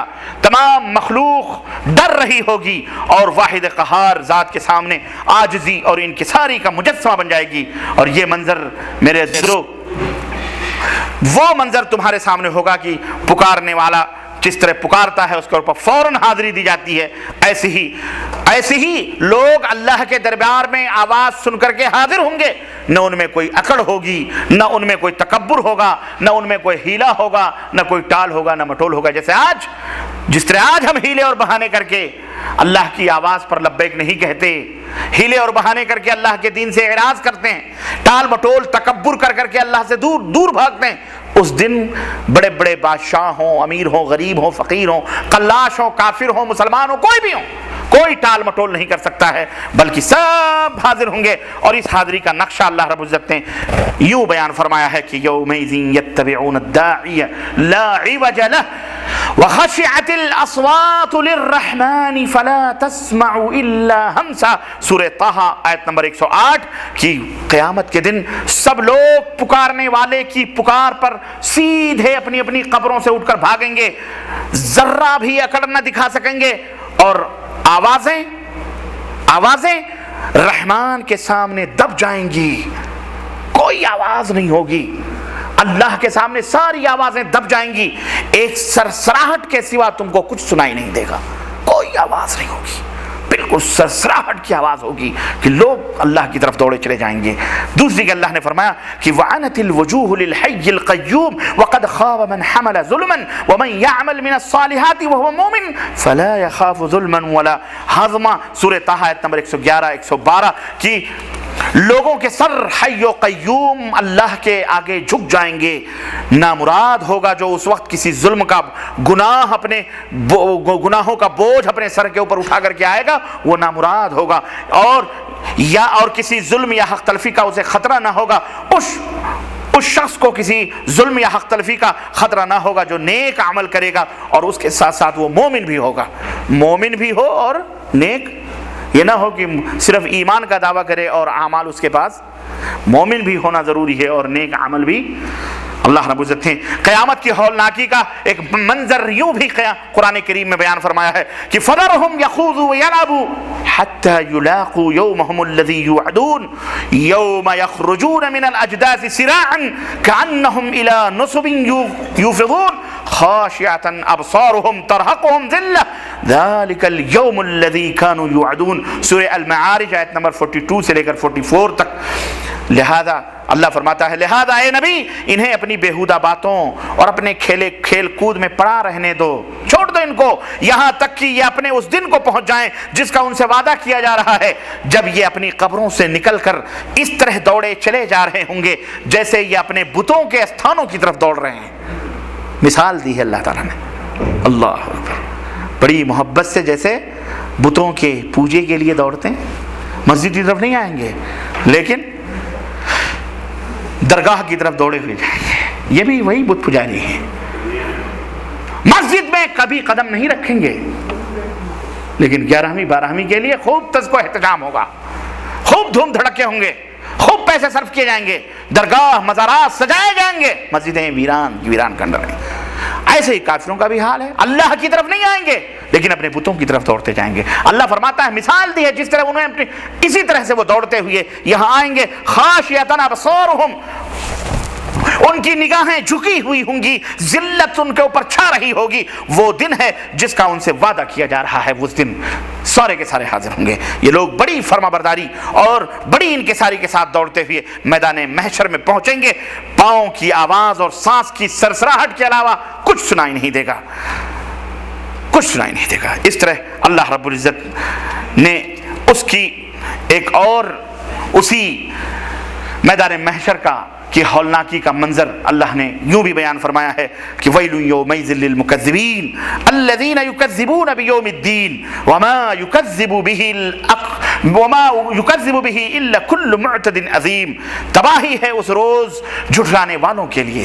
آج جو جھٹلا رہے ہیں، قرآن کا انکار ہو رہا ہے، آخرت کا انکار ہو رہا ہے، اللہ کے دین کو جھٹلا رہے ہیں، اللہ فرماتا ہے کہ ان کے لیے تباہی اور ہلاکت ہے جو روز جزا کو جھٹلاتے ہیں، اور اسے نہیں جھٹلاتا مگر ہر وہ شخص جو حد سے گزر جانے والا بدعمل ہے۔ اسے جب ہماری آیتیں سنائی جاتی ہیں، ہماری باتیں بتلائی جاتی ہیں تو وہ کیا کہتا ہے یہ تو اگلے وقتوں کی کہانیاں ہیں، قصے ہیں، ہم کہاں اس کے اوپر ایمان لانے والے ہیں۔ ہرگز نہیں، بلکہ دراصل ان لوگوں کے دلوں پر ان کے برے اعمال کا زنگ چڑھ گیا ہے۔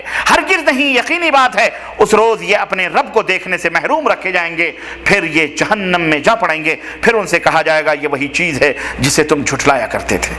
اس طرح اللہ تبارک و تعالیٰ نے قبروں سے نکلنے کا، ان کی گھبراہٹوں کا بھی نقشہ اور منظر قرآن کریم کے اندر جو ہے کھینچا ہے۔ ہم آگے بڑھتے ہیں۔ تکبر کرنے والے جو دنیا کے اندر تکبر کس کو کہتے ہیں؟ تکبر کس کو کہتے ہیں؟ بولو بس۔ ہاں، ہمیں یہی بتایا گیا ہے کہ تکبر گھمنڈ کو کہتے ہیں بس۔ اور گھمنڈ کس کو کہتے ہیں؟ گھمنڈ اور غرور کس کو کہتے ہیں؟ یہ نہیں معلوم ہے، بس سمجھ جاتے ہیں ہاں گھمنڈ یعنی جو اکڑ کر کے چلے وہ گھمنڈی ہے، جو سینہ پھلا کے چلے وہ گھمنڈی ہے۔ اللہ کے رسول صلی اللہ علیہ وسلم فرماتے ہیں کہ جس کے دل کے اندر رائی کے ذرے کے برابر بھی تکبر ہوگا وہ جنت سے محروم رہے گا، جنت کی خوشبو سے محروم رہے گا۔ قالوا وما الکبر یا رسول اللہ، اے اللہ کے نبی ہم کو بتاؤ تکبر کس کو کہتے ہیں؟ تو آپ صلی اللہ علیہ وسلم نے فرمایا کہ الکبر غمط الناس وبطر الحق۔ تکبر کیا ہے؟ اپنے مقابلے میں اپنے بھائی کو حقیر سمجھنا۔ گھمنڈ اسی کو کہتے ہیں۔ کتنی سادگی کے ساتھ اللہ کے نبی نے، آپ کو گھمنڈ کا معنی نہیں معلوم، آپ کی زبان ہے، تکبر رٹتے ہو۔ تکبر کس کو کہتے ہیں؟ اللہ کے حبیب فرماتے ہیں کہ غمط الناس، اپنے مقابلے میں اپنے سامنے والے کو حقیر سمجھنا، یہ کیا کہلاتا ہے؟ تکبر کہلاتا ہے۔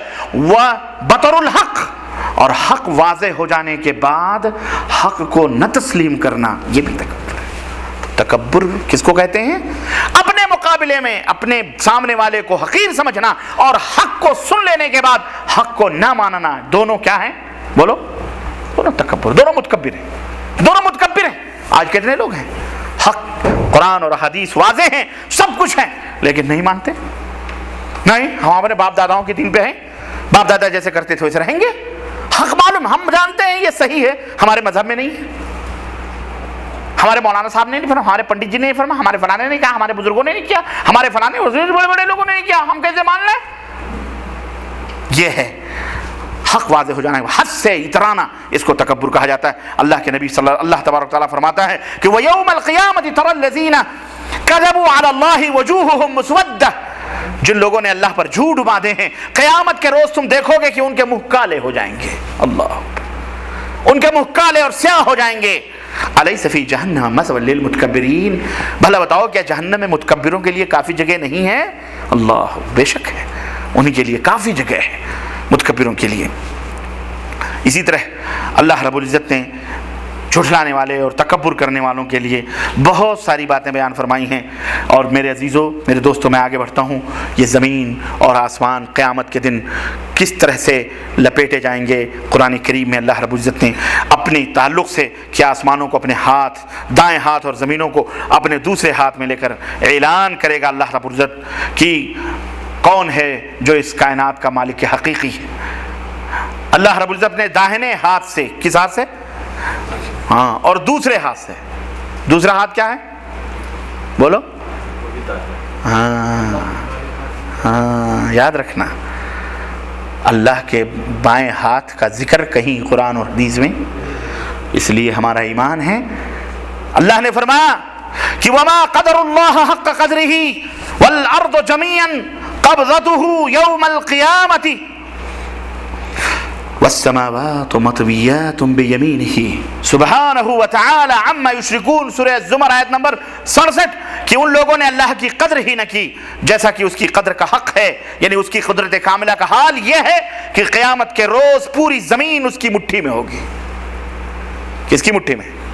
अल्लाह अज़्ज़ व जल की मुट्ठी में होगी, और आसमान उसके सीधे हाथ में लिपटे हुए होंगे।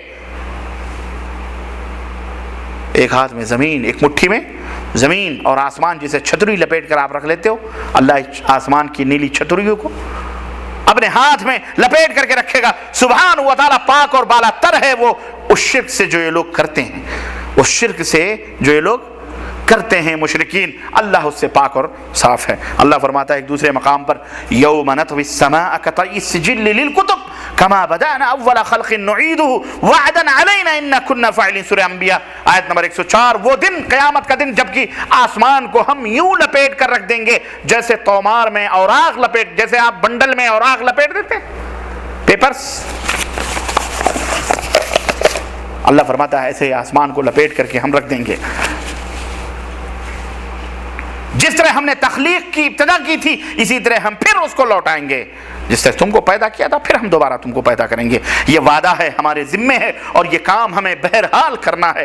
ये ना सोचो कि ये दिन आने वाला नहीं है, ये दिन बहरहाल आने वाला है। अल्लाह अकबर। हज़रत अबू हुरैरा रज़ियल्लाहु तआला अन्हु रसूलुल्लाह सल्लल्लाहु अलैहि वसल्लम से ये फरमान नकल फरमाते हुए कहते हैं कि यक़बिज़ुल्लाहुल अर्ज़ व यतवी अस्समा बियमीनिही सुम्मा यक़ूलु अनल मलिक ऐना मुलूकुल अर्ज़। अल्लाह ताला ज़मीन को मुट्ठी में कर लेंगे और आसमानों को लपेट कर दाएं हाथ में रख लेंगे, फिर ऐलान फरमाएंगे आज सिर्फ मैं ही बादशाह हूं, और कौन है दुनिया में बादशाहत के दावेदार, आओ सामने आओ। एक दूसरे मौके पर नबी करीम सल्लल्लाहु अलैहि वसल्लम इरशाद फरमाते हैं कि यत्विल्लाहु अज़्ज़ व जल अस्समावाति व यौमल क़ियामा सुम्मा याख़ुज़ुहुन्ना बियदिहिल युमना सुम्मा यक़ूलु अनल मलिक ऐनल जब्बारून ऐनल मुतकब्बिरून सुम्मा यत्विल अर्ज़ीना बिशिमालिही सुम्मा यक़ूल अनल मलिक ऐनल जब्बारून ऐनल मुतकब्बिरून। सही मुस्लिम की रिवायत कि अल्लाह रोज़े क़यामत तमाम आसमानों को लपेट कर अपनी दाहिनी मुट्ठी में कर लेगा, फिर फरमाएगा मैं ही हकीकी बादशाह हूँ। दुनिया के उकड़फू कहाँ हैं जो तकब्बुर करते थे, अकड़फू थे, मगरूर थे, वो लोग कहाँ हैं? उसके बाद ज़मीन को लपेट कर अपने दूसरे हाथ में कर लेगा, फिर फरमाएगा सिर्फ मैं ही बादशाह हूँ। दुनिया के घमंड करने वाले कहाँ हैं? तकब्बुर करने वाले कहाँ हैं? ये अंजाम होगा उन लोगों का जो दुनिया में तकब्बुर करते हैं। और रोज़े महशर की कैफियत,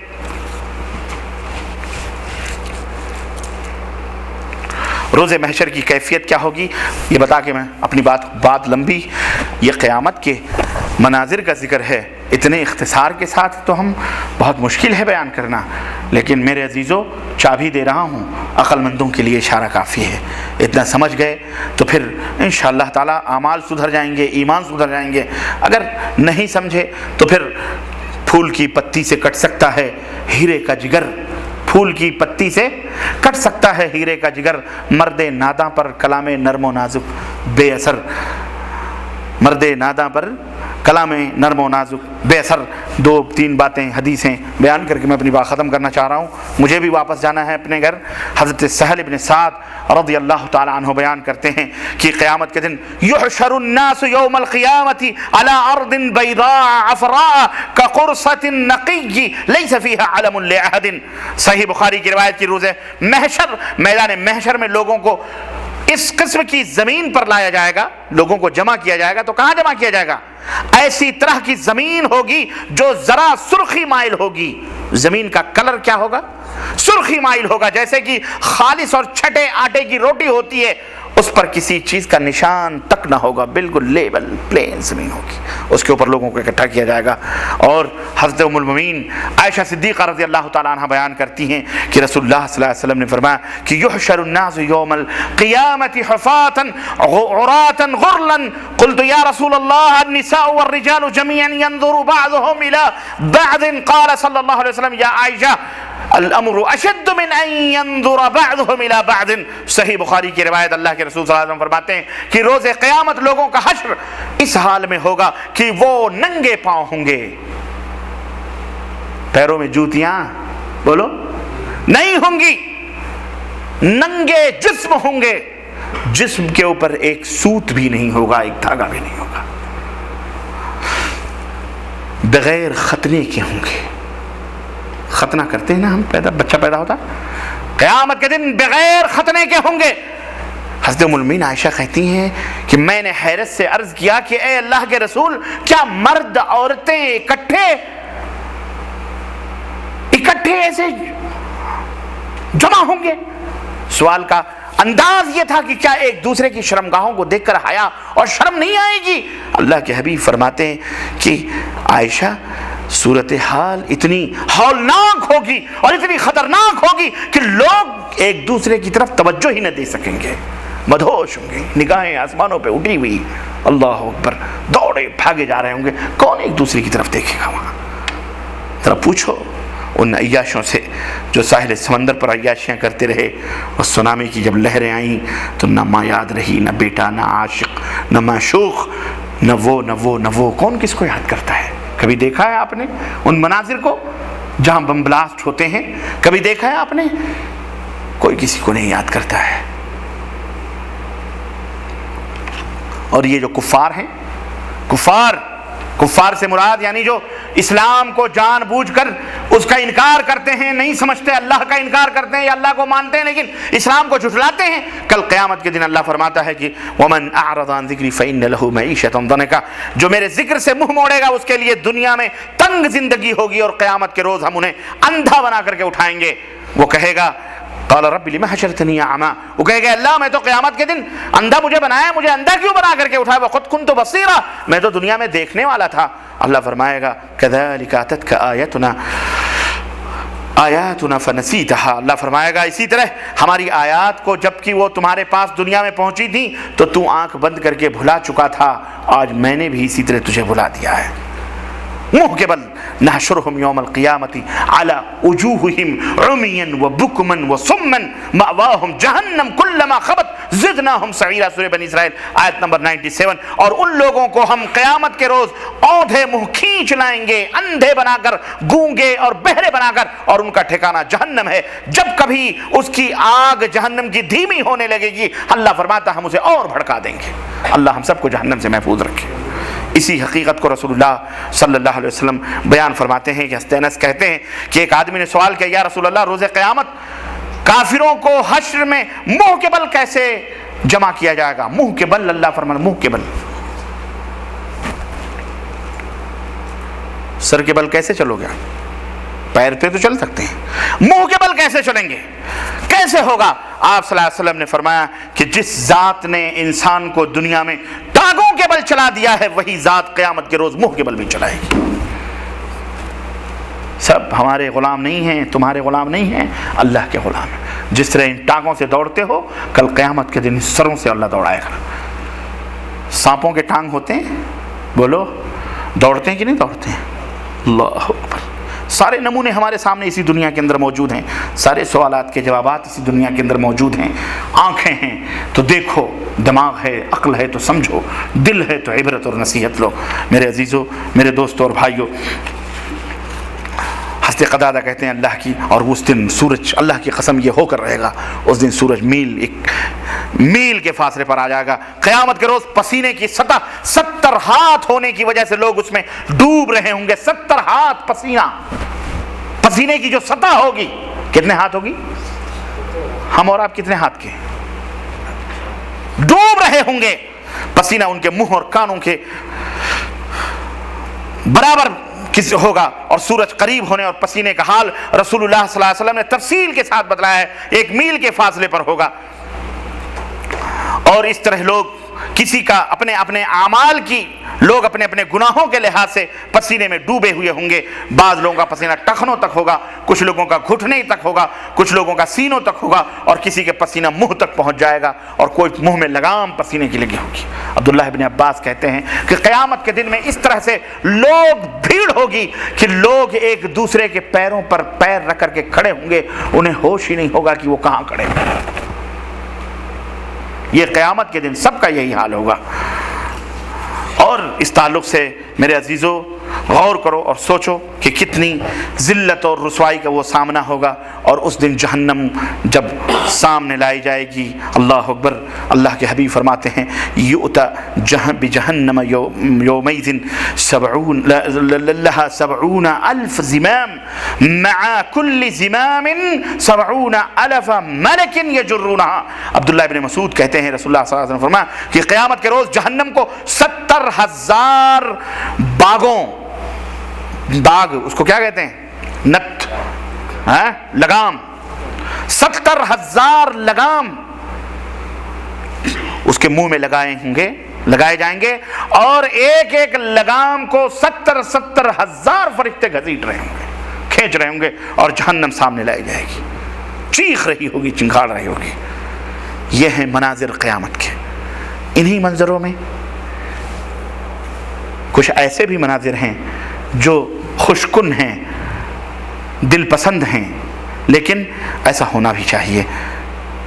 پوری زمین تپ رہی ہوگی، سورج کا حال یہ ہوگا، پسینوں کا حال یہ ہوگا، لوگ پیاسے چلا رہے ہوں گے۔ ایسے حالت میں اللہ کے حبیب فرماتے ہیں کہ ان اللہ یقول یوم القیامہ، کہتے ہیں سبعۃ، حضرت ابو ہریرہ کہتے ہیں سبعۃ یظلھم اللہ فی ظلہ یوم لا ظل الا ظلہ۔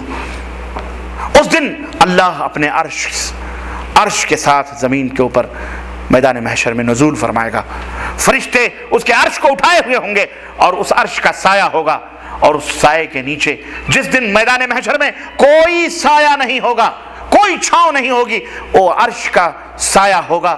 اللہ فرمائے گا اے میرے فرشتوں جاؤ امام عادل، اس انصاف کرنے والے بادشاہ کو بلا کر کے لاؤ، آج اسے ہم اپنے عرش کا سایہ نصیب کریں گے۔ اللہ رب العزت بادشاہ کو جو عدل اور انصاف کرنے والا ہوگا اسے اپنا سایہ نصیب فرمائے گا۔ اللہ کے حبیب فرماتے ہیں 7 خوش نصیب بندے وہ ہیں جو اللہ کے عرش کے سائے کے نیچے قیامت کے دن بلائے جائیں گے۔ نمبر 1 امام عادل، عدل کرنے والا، انصاف کرنے والا بادشاہ، حکمران، اللہ کہے گا اسے آج ہم عرش کا سایہ نصیب فرمائیں گے۔ نمبر 2 شاب نشا فی عبادت اللہ، اللہ فرمائے گا میں فرشتوں جاؤ ان نوجوانوں کو ڈھونڈ کے لاؤ، جاؤ ڈھونڈ کر کے لاؤ جنہوں نے اپنی زندگی میری عبادت میں صرف کی ہے، پیدا ہوئی اللہ کی عبادتوں میں گزاری ہے، جاؤ انہیں بھی بلا کے لاؤ، آج ہم انہیں اپنے عرش کا سایہ نصیب کریں۔ نمبر 3 ورجل قلبه معلق فی المساجد، جاؤ میرے فرشتوں ان لوگوں کو بھی ڈھونڈ کے لاؤ، مرد ہو یا عورت، جو اپنے دلوں کے اعتبار سے ان کا دل مسجدوں کے اندر اٹکا ہوا رہتا تھا، کہیں بھی رہتے ہوں لیکن ان کے کان ہمیشہ کھڑے ہوئے رہتے تھے، کب اذان ہو کب نماز پڑھیں، کب اذان ہو کب نماز پڑھیں، کب اذان ہو کب نماز پڑھیں، کب اذان ہو کب نماز پڑھیں۔ رجل قلبه معلق فی المساجد، دل مسجدوں کے اندر اٹکے ہو۔ اللہ ہمیں ایسے لوگوں میں سے بنائے، ایسے لوگوں میں سے بنائے۔ آج تو ہماری بڑی بری حالت ہے بھائی، اللہ ہمیں ایسے لوگوں میں سے بنائے، بولو آمین۔ اور نمبر 4 اللہ کے حبیب فرماتے ہیں کہ جاؤ ورجلان تحابا فی اللہ، جاؤ ایسے 2 لوگوں کو بھی بلا کے لاؤ، دنیا میں دوست تھے، محبت کرتے تھے، کس لیے؟ مال و دولت کے لیے نہیں، فی اللہ، اللہ کے لیے محبت کرتے تھے۔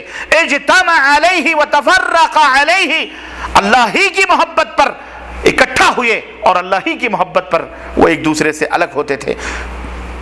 ایسے 2 مومن بندوں کو جو ایک دوسرے سے محبت کرتے تھے، انہیں بھی بلا کے لاؤ، آج ہم عرش کا سایہ انہیں نصیب فرمائیں گے۔ اور پھر نمبر 5 ورجل تصدق بصدقۃ، رجل دعته امرأة ذات منصب، اس نوجوان کو بھی بلا کے لاؤ، اس آدمی کو بھی بلا کے لاؤ جس کو کسی حسین اور خوبصورت عورت نے بدکاری کے لیے بلایا، تو اس نے کیا کہا؟ فقال انی اخاف اللہ، اس نے کہا میں اللہ سے ڈرتا ہوں۔ حسین، خوبرو، جمیل موقع ہیں، سب کچھ ہے، موسم ہے، سب ہے، فرصت بھی ہے، کوئی نہیں دیکھ رہا اللہ کے سوا، وہ بدکاری کے لیے بلا رہی ہے، لیکن وہ کہہ رہا ہے انی اخاف اللہ، میں اللہ سے ڈر رہا ہوں۔ میں اے میرے بندو، اے میرے فرشتوں، جاؤ اس نوجوان کو بھی بلا کے لاؤ، اس آدمی کو بھی بلا کے لاؤ، میں اسے عرش کا سایہ نصیب کروں گا۔ اسی طرح ورجل تصدق بصدقۃ فاخفاها، چھٹا یہ ہے آدمی نے صدقہ دیا تو اتنا چھپا کے صدقہ دیا کہ لا تعلم شمالہ ما تنفق یمینہ، جس کے داہنے ہاتھ سے دیا تو بائیں ہاتھ کو پتہ ہی نہیں چلا کہ کیا دیا، چھپا کے اللہ کی راہ میں صدقہ خیرات کرتے ہیں۔ ایسے لوگوں کو بھی بلا کے لاؤ، میں انہیں عرش کا سایہ نصیب کروں گا۔ اور 7واں رجل ذکر اللہ خالیا ففاضت عیناہ، اس آدمی کو بھی بلا کے لاؤ جس نے تنہائی میں اللہ کو یاد کیا تو اس کی آنکھیں آنسوؤں سے ڈبڈبا گئیں۔ ایسے لوگوں کو بھی بلا کے لاؤ۔ یہ قیامت کے اس ہولناک منظر میں یہ حسین اور خوبصورت منظر بھی ہوں گے۔ اللہ ہم سب کو نصیب فرمائے، بولو آمین۔ ہمارے ماں باپ کو عرش کا سایہ نصیب فرمائے، تمام مومن موحدین متبعین سنت کو اللہ عرش کا سایہ نصیب فرمائے اور ہمیں ایسے نیک لوگوں میں سے بنائے، آمین یا رب العالمین۔ اس کے بعد تفصیلات ہیں، میزان رکھے جائیں گے، اعمال تلے جائیں گے، اس کے بعد شفاعت کبریٰ، اس کے پہلے لوگ پریشان ہوں گے، آدم کے پاس، سب کے پاس جائیں گے، آدم کو بلایا جائے گا سب سے پہلے۔ اللہ فرمائے گا کہ 1000 میں سے 999 کو جہنم میں اور 1 کو جنت میں جانے کا حکم۔ اللہ، کتنے؟ 999 کو جہنم اور 1 کو، بولو۔ صحابہ کرام نے کہا اللہ کے نبی ہم لوگ کہاں رہیں گے پھر، یہ حال ہوگا جب؟ تو اللہ کے رسول صلی اللہ علیہ وسلم فرماتے ہیں ہماری امت کا حال ایسے ہوگا، کالے گھوڑے کے جسم میں جس طرح پورے کالے بال ہوتے ہیں، ایک سفید بال ہوتا ہے، ایسے ہی ایک وہ سفید بال جس طرح چمکتا ہے، ایسے ہی جنتی چمکے گا اس میں سے جنت۔ اتنے کم تعداد جنت میں ہوگی، سمجھ رہے میری بات کو؟ اللہ اکبر، کیا حشر ہوگا اس وقت، ہم لوگ کہاں رہیں گے؟ صحابہ جب اپنے بارے میں کہتے تھے، اس کے بعد شفاعت کبریٰ ہوگی اللہ کے حبیب کی، اس کے میزان تولے جائیں، سب کچھ مناظر ہیں، حوض کوثر، پھر کیا تفصیلات ہیں۔ بہرحال ان کا مطالعہ کریں، آپ پڑھیں اور اپنے ایمان کو تازہ کریں اور اپنی وجود کو اس دنیا میں سمجھیں کہ آپ اس دنیا میں کیوں پیدا کیے گئے، ورنہ قیامت کا منظر تو بہت ہی ہولناک ہے۔ اللہ عز و جل ہم سب کو اپنی رحمتوں کی چھاؤں میں قیامت کے دن جو ہے اپنی رحمتوں کی چھاؤں نصیب فرمائے، اور اللہ ہم سب کو جنت الفردوس میں جگہ عطا فرمائے، اور ہمارے گناہوں کو معاف فرمائے، ہمارے ماں اور باپ کے اوپر رحم فرمائے، اور اللہ ہم نے جتنا کہا ہے سنا ہے اللہ ہمیں عمل کی توفیق عطا فرمائے، اور اللہ ہمیں سب کو قیامت کی ہولناکیوں سے محفوظ رکھے، اللہ ہم سب کو جہنم سے محفوظ رکھے، اور ہم سب کو جنت الفردوس میں جگہ عطا فرمائے، آمین یا رب العالمین۔ وصلی اللہ علی نبینا محمد وعلی آلہ وصحبہ اجمعین، والسلام علیکم ورحمۃ اللہ وبرکاتہ۔